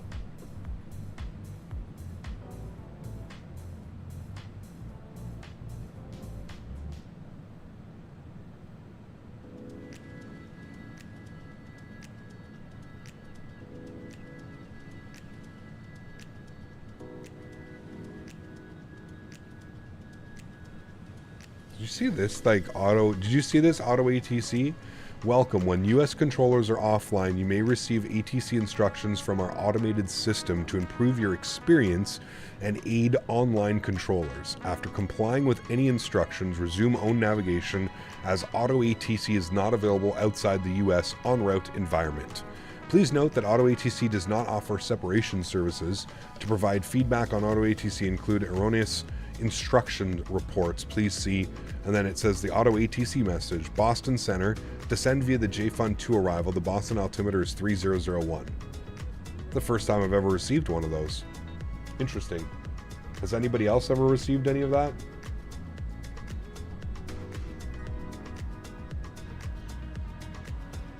Want on a 4090? Because the 5000 series is around the corner, man.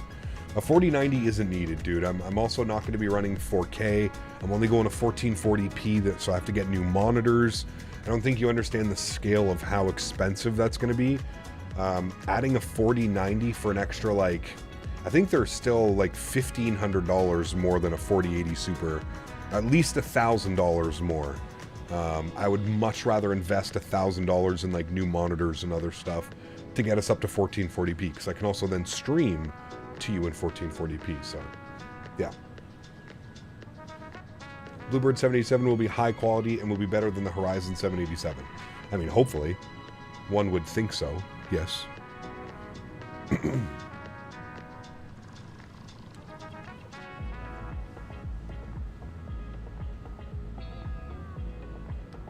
already have a curved monitor, Kimmel, and I would get another one. Yep, absolutely, dude. I love it. I absolutely love it. Remember, guys, if you are enjoying the stream, don't forget to smash down that thumbs up button. We have just started our descent into Boston. Should be down on the ground about 20 minutes, 25 minutes or so. We are on the J-Fund, and we are landing on the 4s, so it is a little bit of a weird arrival. You can see we're coming in from Pont, and it takes us all the way like around the airport to the north of the airport, northeast, and then we come all the way back around and then vector ourselves down for right arrival. Have one as well. That's a game changer. Yeah, I'm on a 32 right now. 32 curved, and I absolutely love it, man. And what I'll do is I'll just end up making this monitor my second monitor. Yeah. That'll work. That'll exactly what ends up happening. Anyone need my kidney? I want to build a PC. Dude, I'm telling you, man, it's, you know, the one that I have priced out right now, I believe it's $4,800. $4,800 plus tax, and that's ordering from all different locations for the best price. And then then paying somebody to build it, because my fucking dumbass ain't building a computer, no way. So, yeah. You have the Samsung 49-inch curved OLED? Yeah, that's a beautiful monitor. Unfortunately, Nick, I can't do that because of streaming purposes. It would just, OBS would freak out. So that's another thing that you have to be wary of is streaming, obviously. It becomes difficult. The screen resolution would be all weird for you guys as opposed to what I'm seeing, and yeah. Scored a 32-inch 4K OLED recently, and boy, does the sim look good. I believe that. Absolutely, man. Yeah. Okay, what you really need is a chair that vibrates, tilts, and shakes in turbulence, a 10K chair. I mean, you can get things like that. They are expensive. You can get the Next Level Racing platform. I think it's like 3 or 4K. Building isn't hard. If you can fly the plane, you can build a PC. I don't trust myself, man. I just don't trust myself. I know that I could probably do it, but yeah.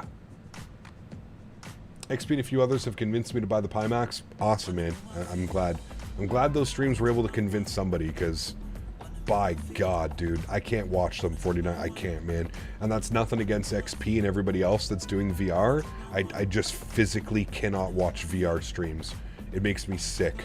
It's my eyes can't focus the entire time, and what I end up having to do is I end up like looking at the other side of like my monitor, or like looking on my other monitor, because my eyes can't focus, and it just, dude, man, it's 100% for the user. And like I said, man, like that's why again, I can't stress it enough. Like Pimax has been reaching out to my channel for like the last like year and a half, 2 years, wanting me to send VR. They want me to, you know, they want to send me free VR headsets, and I keep telling them, I'm like, guys, listen, I get it. Like for me and my user experience, it would probably be amazing, but like I stream full time. Like I'm not here to fulfill my user experiences, right? I'm here to offer the best stream and quality and visually and audio, you know. That's where like I feel like they didn't understand like what I was trying to say when I was just like, as much as I would love your product and to be sponsored and whatever, it's just not, like, streaming VR isn't there yet, man. It's just not there. It's headache inducing, it's nauseating, it's you know, you're watching the screen and it's doing this the whole time, and everything's blurry and everything's shaking, and like you watch somebody with and it's hilarious because you watch the stream and they'll be like, oh my God, it's so amazing, and you're like, bruh, I can't, like, I don't even know what the hell's going on. I was like, how, like, you know, I get it, but like it's got to be the hardest thing as a content creator to try and sell, because visually what you're showing your screen and what your stream is watching, it's fucking AIDS, man. It looks terrible. So it's got to be one of those hard, like the hardest things. Trust me, guys, trust me. If only you could see what I'm looking at right now. You know what I mean? Like it's one of those things where you're just like, fuck, man.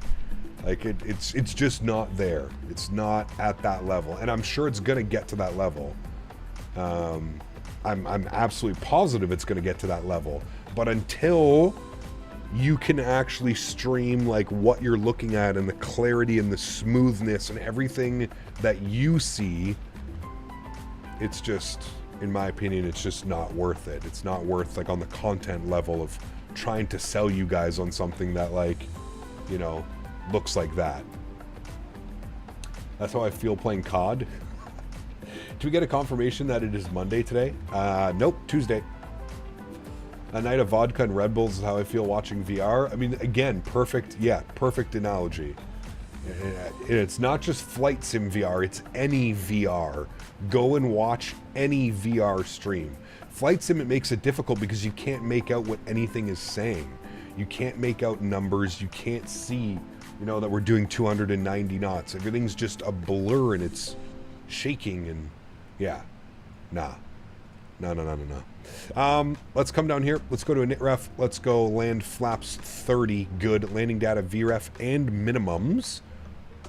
218 are set, good. Descent checklist is complete. Next is our approach checklist, going through 18,000 feet, which we are coming up to. We're pushing through 20,000 feet now, so we're looking good.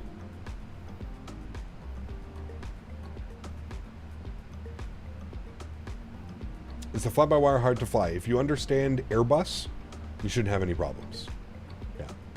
Thank God for Tulsa autosave. My sim crashed before top of descent on an 11-hour flight to LAX. Oof.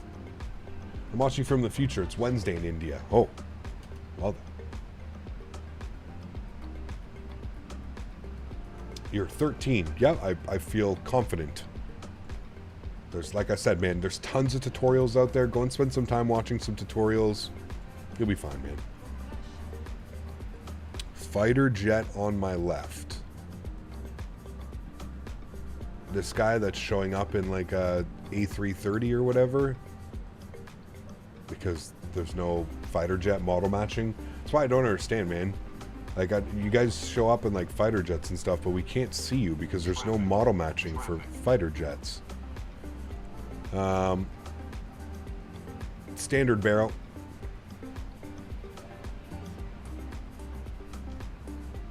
Speed's coming down to 280. We got to get a little bit of drag out here.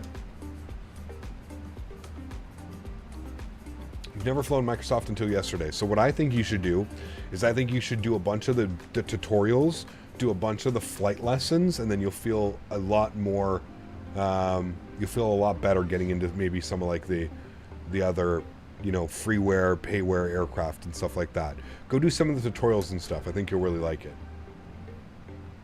Why do you have to be why is there a fighter jet on the network in the first place? Some people like to do that, man. Again, I'm not going to take away from what they want to do, but some people like to do that. Some people like to act as if like you're getting like intercepted and you're flying into something. I don't know. I wonder if there's a program that can help smooth out the picture for VR to help with the shaking and not so rapid movements. Well, you would think with how expensive VR headsets are, Captain Howdy. I mean, those headsets are like $1,500 US for like the whole shebang, the whole deal. You know what I mean? Like, you would think there would be some. If something existed, you would think that they would have some type of program or something. You know what I mean? But like I said, dude, in my opinion, VR isn't meant to be streamed. VR is for the user experience, which makes VR, unless like you can try it and you can do it, VR is one of those things where, in my opinion, it doesn't make sense to like send it to a content creator for him to like show the stream, because like you're getting 10% of like what, you know what I mean? You're getting 10% of like what that person is actually getting. Like, how does it make sense to show a screen that's like insanely like buggy and flickering and everything's weird picture quality, and it's difficult. It's one of those difficult things to try and sell, right? Cap, we fly the 777 with the Airbus joystick. You can if you want. Sure, yeah, you can do whatever.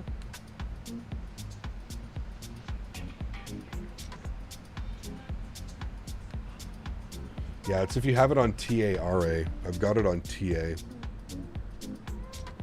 I don't know where he is right now. Oh. Is that the MD-11 that was behind me? Well, that's not good. Jesus, dude. How the fuck did we all end up? How the fuck did we all end up so close to it? Did I just pass you, or are you just here? Oh man, this is what happens when there's no controller. I don't even know what just happened. I don't even, like, TCAS wise, I don't even know what's going on. I don't know, man. No, that guy's been flying with us since Denver. But I don't know if I just passed him, if he just passed me. I mean, we all have restrictions. He's been flying at 560 knots, catching me the whole time. Okay. Altimeters are set, so our approach checklist is done.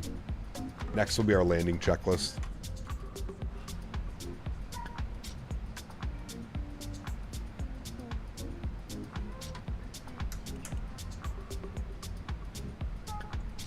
All right. RMU. Everything is good for there. There's no ETC. There's no ETC right now. Correct. Yes. We're flying on an online network. What if you slowed down by 5 knots? Well, I don't have anybody in front of me. It was the aircraft behind me that was causing a little bit of an issue. Me slowing down wouldn't do much. There is an airplane in front of me, but we actually have good separation. We're about 5 mile separation, and we're all gonna be on, we should have a speed, like 250 knots, 220 knots, so we should be able to get separation from one another. As long as you don't slow down beyond what you're supposed to be, we should be fine. We're very confused. Yep, I can tell, man. How about you just sit back and enjoy the live stream? Just enjoy watching instead of like every, you know, there's a lot to take in with Flight Sim, man. Just, yeah. You'll be fine, man. Just watch the stream. Just enjoy it, dude. That's really all I can tell you. Let's get our landing lights on. I'm going to pause the music. Great little playlist today, though. Very happy with that playlist. I'm going to turn the engine sounds back up, and all of our sounds are coming through 10,000 now, so we'll start to get a little bit more engaged with the arrival. I'm at 6,000 still. Blackout clouds. Got you. Cool. Ground spoilers. Gap, how much do you pay for the music? Epidemic Sounds. I think it's $15 or $16 a month. It works on the size of your channel tab. So if you have less than 10,000 subscribers, it's like X amount. If you have between, I think it's like 10,000 and 50,000, it's an X amount. If you have between 50,000 and 100,000, it's another one, 100,000 plus, a million plus. It all depends on the size of your channel. That's how they do their tiered marketing for what they charge you. It's a pretty good program though, man. I mean, you can play, you obviously have to link your YouTube account to it. So it's a pretty smart little system. You link your YouTube account to it, and then you just have music, man. Like, you have access to, like, man, I can't even tell you how much shit. Like, just an insane amount of so much stuff. Discover music, you got everything, man. Everything.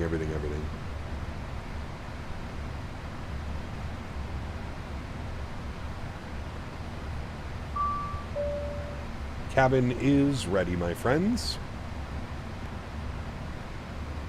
Very good. Captain, the aircraft you're flying is about $80. Is it worth the price? I think that's really up to the user, right? Like, are you gonna fly this aircraft $80 worth, right? For me, yeah, absolutely. I think that it's worth it. Probably put 500 hours into an aircraft. If you could do $500 and spend $80 doing it, there's very rare, not a lot of things in life that you can get that kind of value out of your money, especially nowadays. So yeah, I would say it's worth it for sure. So they charge you based on the basis of your popularity, correct? But it's not like an insane amount. It's just like much cheaper if you have a smaller channel. Like I said, I think, like, for me, I think it's $16.99 a month or something, $18.99 a month. Like, I don't know, dude. But it's the peace of mind, right, Tab? That's the big thing. It's the peace of mind. It's, I don't ever have to worry about, like, going and, like, muting certain sections of my stream or doing this because, like, oh, you know, that website lied to me. This isn't, you know, this isn't copyright-free music. And I'd say I've got my $77 worth of it just since it released. Very fun to fly. It is, man. Absolutely love this airplane. Yeah.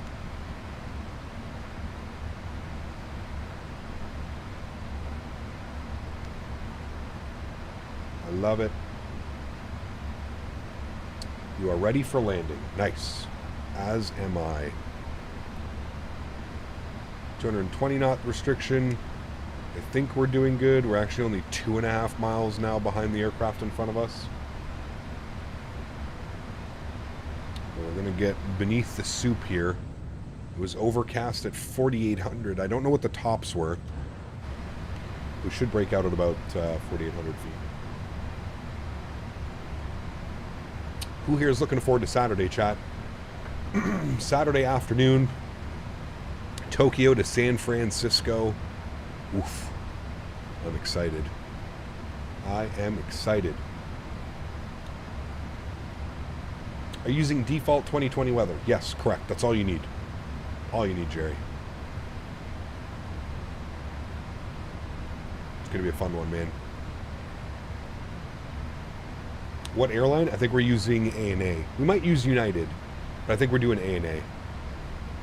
A little bit bumpy coming through the clouds there.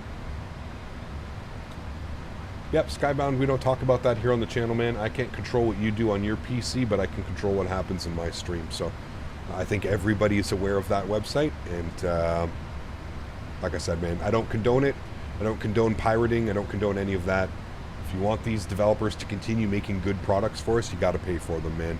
So, yeah, just don't talk about those websites here, dude. Right, gotta slow my device for landing. Gotta stow your devices. Yes, hold on. Where is it? No electronics on.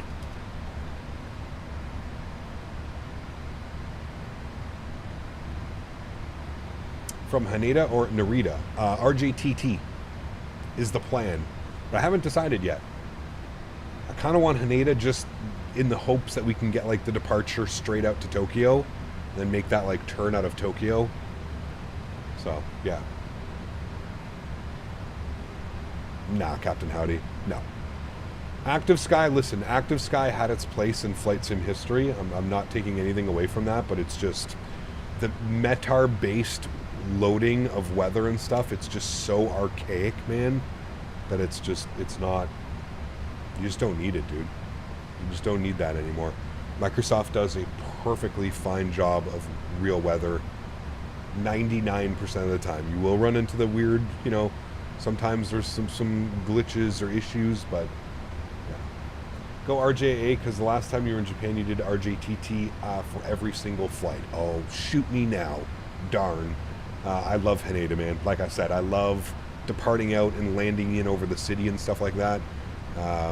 We'll see, man. We'll see. I bought Rex a few years ago when it was released and the default weather was trashy, but now I don't know which to use. I just use default, man. I bought Rex as well when it came out, and again, when you go back to using the METAR-based systems, the easiest way that I can explain it to somebody is, instead of the weather updating like over time like it does with default weather, you'll get snaps of weather where like you'll be flying, there will be clouds, and then you'll get an Active Sky update or a Rex update, and you'll lose all the clouds, and then it like redraws stuff and stuff like that. Yeah. It's not... it's just, you just don't need it. When Flight Sim is already insanely expensive. Yeah. Saturday stream VR with the Breedoc 380 using Active Sky. Could you imagine? Pretty sure the internet would blow up. Good man.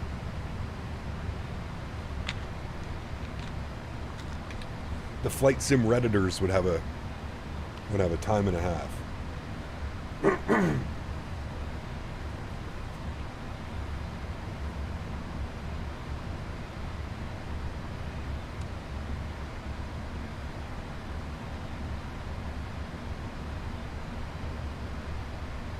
Behind the Skies, what's up, man? Good to see you, dude. Welcome back. Hope you're doing well. I don't know what that aircraft is doing. He's breaking off to the left. He might be going in on a different arrival. Not quite sure what's going on there, but I'm going to descend us now down to 4,000 feet. This is what I'm going to do, friends. 1,000 feet per minute, down to 4,000 feet. Good. We are on radar vector headings right now, 217. Bug this now. 217 select. And I think Winnie is 4,000 at Winnie. I think it is. We can vector ourselves in. Winnie at 4,000. Yes. So we can. Oh, I don't know what that airplane is doing. Maybe he just vectored to the left a little bit. Maybe he's letting us go before him. I don't know what's happening right now, chat. Somebody's on final right now going into Winnie. The CTAF for Boston is 28.8. The CTAF police are going to get us. Captain Nolan is chat, so he's in chat, so be careful. 128.8. Make sure we are on CTAF and stating our intentions. I don't know what this aircraft is doing right now, and it's kind of scaring me, so I am going to go direct Winnie. I'm going to execute that. I'm going to go back to LNAV. For right caution, broke out to clouds at about 1,700 feet. Boston traffic, United 290, crossing 13 right to the ramp. Good night, Boston. Boston traffic, United 777 and CRJ in front of you. 378 is approaching now. 14 Yeah, I just don't know what's happening with there. So, all right, we're gonna go flaps 1. We are gonna keep our speed at 210. Actually, that's good.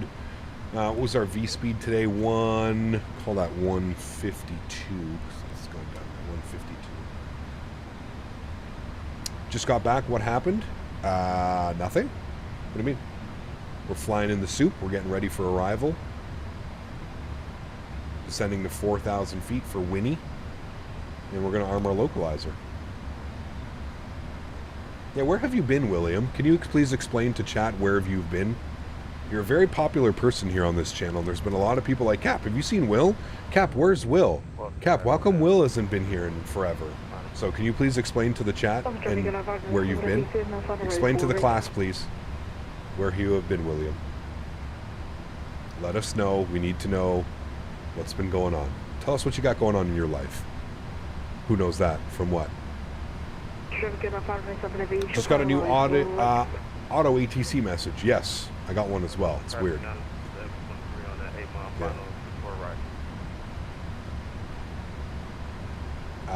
Wish I could be here more. Been promoted recently at work, so I've been a bit busy, but we'll be back more regularly soon. Nice. Well, congratulations. Way to flex on us, Will. Appreciate you. How much more annually are you making? / how much more are you able to donate to the channel now? Sorry. Just curious things that I think everybody should know, right? Let's arm approach, bring our speed back down to 190 knots. I knew you'd like that one, William. Phil, 23 months. Appreciate you, dude. Huge enough floaties, my man. Thank you, thank you, thank you. Incredibly kind. Appreciate you, man. If I could only pull that off saying that to Will. Everything he puts me through, the stress. Dealing with Will is like having a child. For those of you that don't know, not like a teenage son. You know what I mean? Like a teenage son. Sometimes you just want to punch in the mouth. That's like what dealing with Will is sometimes. If you've been here long enough, you'll know. Although he has been a good boy recently. He turned around his attitude. He's a nice boy now. Have you told chat this isn't a real world route yet? Correct. Shh, don't tell him. I mean, technically it is. It is a real world route, but in like a max 9. I did say that at the beginning of the stream. We did confirm that. 12 miles out, friends. Speed's good at 190, coming through 3,500 feet. One of the pilots on final said that he broke out at about 1,700 feet. So hopefully we'll get some visual. Dislike, unsub. Nice, dude. Wish Denver got. You only get the 200s, right? 78 mile final, runway 4 right, full stop, Boston. United flew 2 planes on this route earlier, 737-800 and a 900. There you go. 2,500. 2,500. What that means, friends. Gear down. Flaps 15 degrees.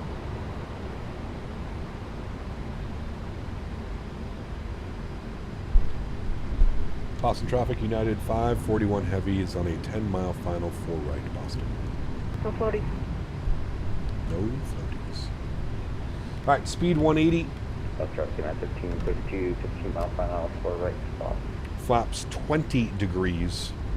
We do have an aircraft behind us, so we're going to keep our speed up as best as we can.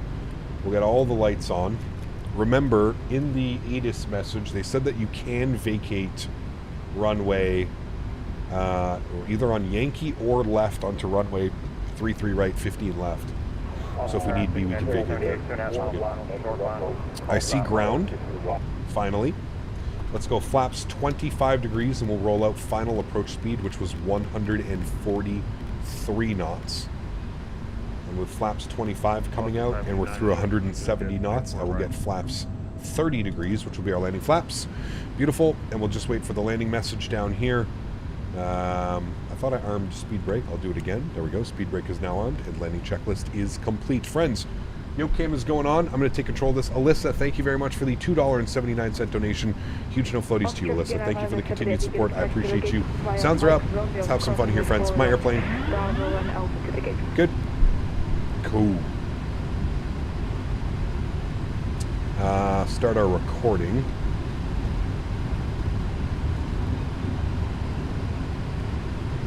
Alright, recording has started. We are on about a 5-mile final. Boston traffic, United 541 heavy, 5-mile final, 4 right, Boston. Alright, making all our calls. Making Captain Nolan very proud of us this evening. All traffic, 338, clear runway 4 right. Thank you again, Alyssa. I appreciate you for the continued support. 1,000 feet jet.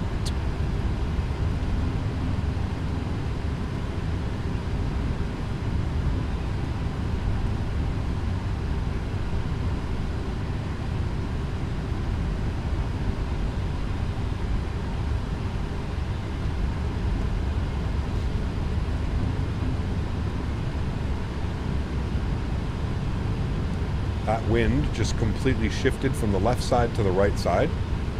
So we've got a little bit of a 9-knot quartering cross, kind of correcting itself. Been a little bit weird. 400. Checked. Might need some slight correction. 300. Should be good.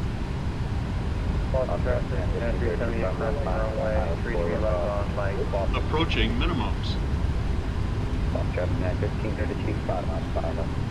200. Minimums. Continue. 100. 50. 40. 30. 20. 10.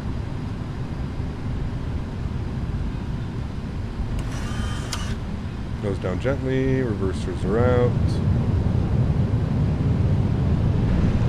Decelerating.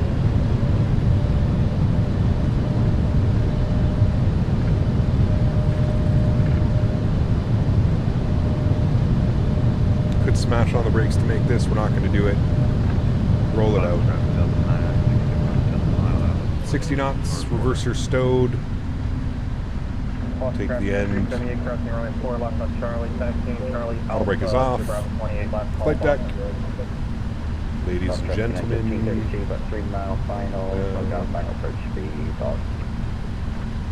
Oscar United 541 heavy vacated for right Boston.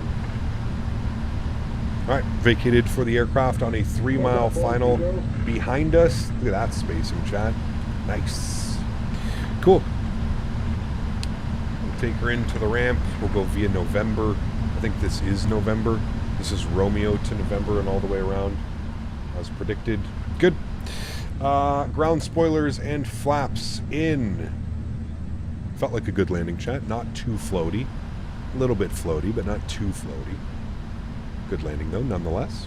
The winds kind of figured themselves out there towards the end. So that was good. Landing lights coming off. Runway turnoffs coming off. Taxi lights on. Strobe lights off. Wing lights off. Good. We'll stop the flight time clock. 3 hours and 16 minutes on that one. Very good. And that is it. All we need to do. Didn't land, emergency landing, unsubbing, and disliking. Uh-oh. Sorry. Apologize. Faster all the way clean as well.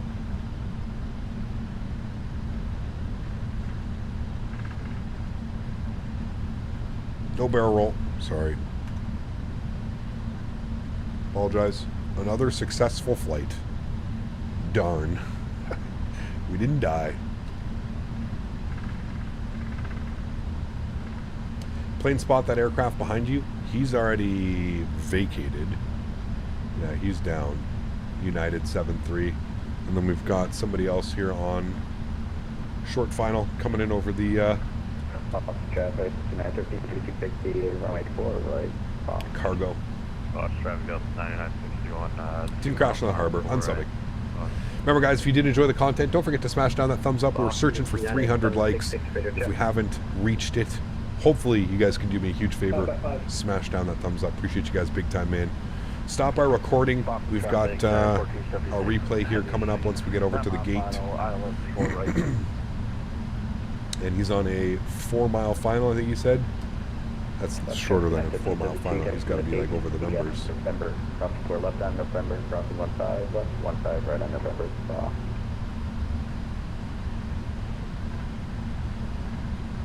I'm going to spool up my APU. It's just crossing the piano keys now. It's a Delta, I think A320 or 7.3.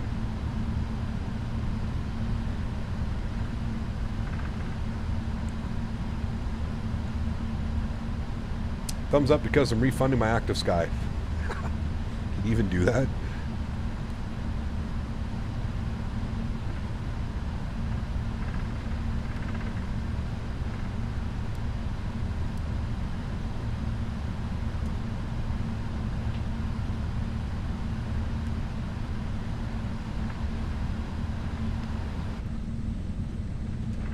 Sure I'm not passing in front of anybody. Good. Goal reached, end stream. Bum, bum, bum. Boston traffic, United 1476 heavy, 5 mile final, right, Boston traffic. Alright. We want Bravo 22.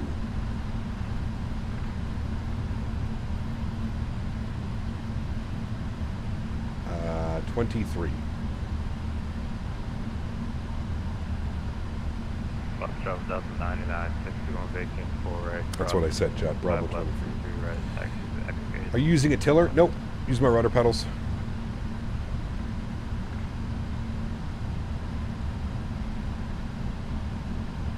Heavies aren't allowed on Alpha. You know what's funny? In my brain right there, Savage, I was just like, you know, I feel like I'm too big of an aircraft and I should probably go on Bravo. Well, here we are. Here we are. It's funny you say that, because I was just thinking it. It's like, we are an awfully big airplane to be taxiing out here.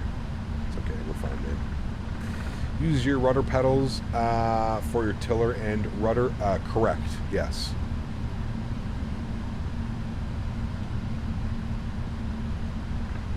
There's another heavy 777 coming in.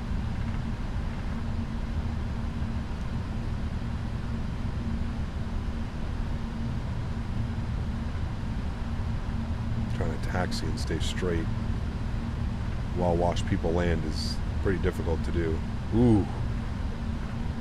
Alex, smooth. Smooth to me. Doing a 777 is the same size as the Cessna 152. Correct. Correct. APU's on. Gens are on.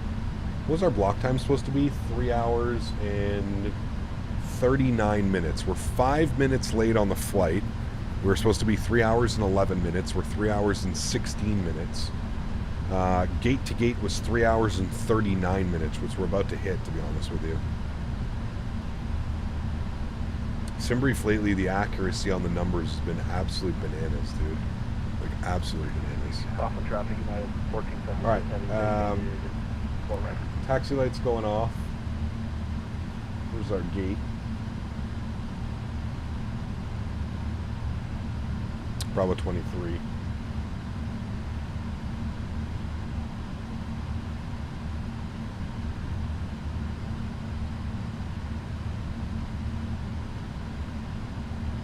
If I didn't butcher this too bad.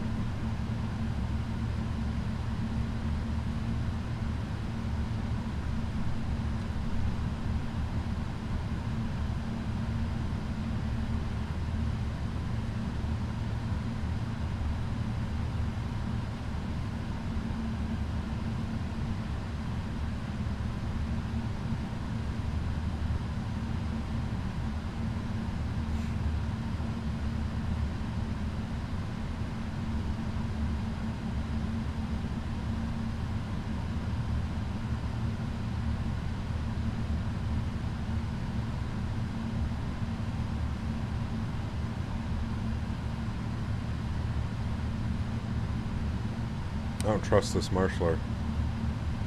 Well, maybe I do. No, I definitely don't trust this Marshall.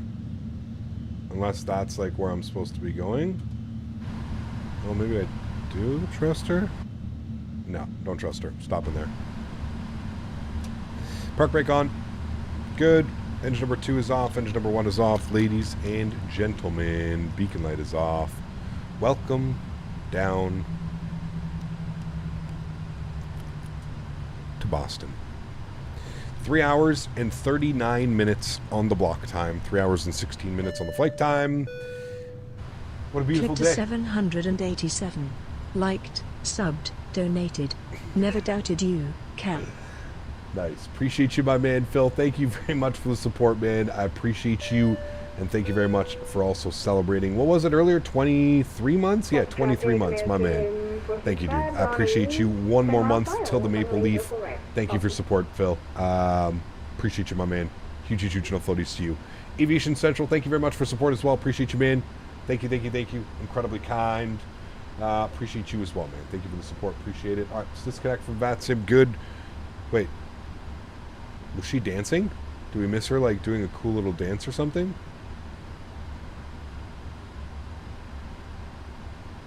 I think she's doing, like, a slow motion dance. I don't know what's going on. Okay, let me come down here. Let me go to... sorry, down here. Go to PMDG setup, panel state load, go final, execute. Good, give that a second. Aviation Central, thank you very much, man. Dropping the $2 donation as well. Appreciate you, man. Big time. Thank you, buddy. Thank you, thank you, thank you. Turn that off. These all the way down. All right. Let's go ahead and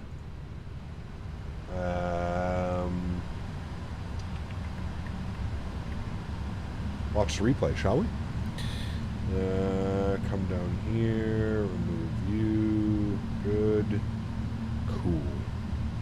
Let's go ahead and make sure flaps are all the way out. Good, flaps are all the way out. Beautiful. Let's hit the replay button. Good.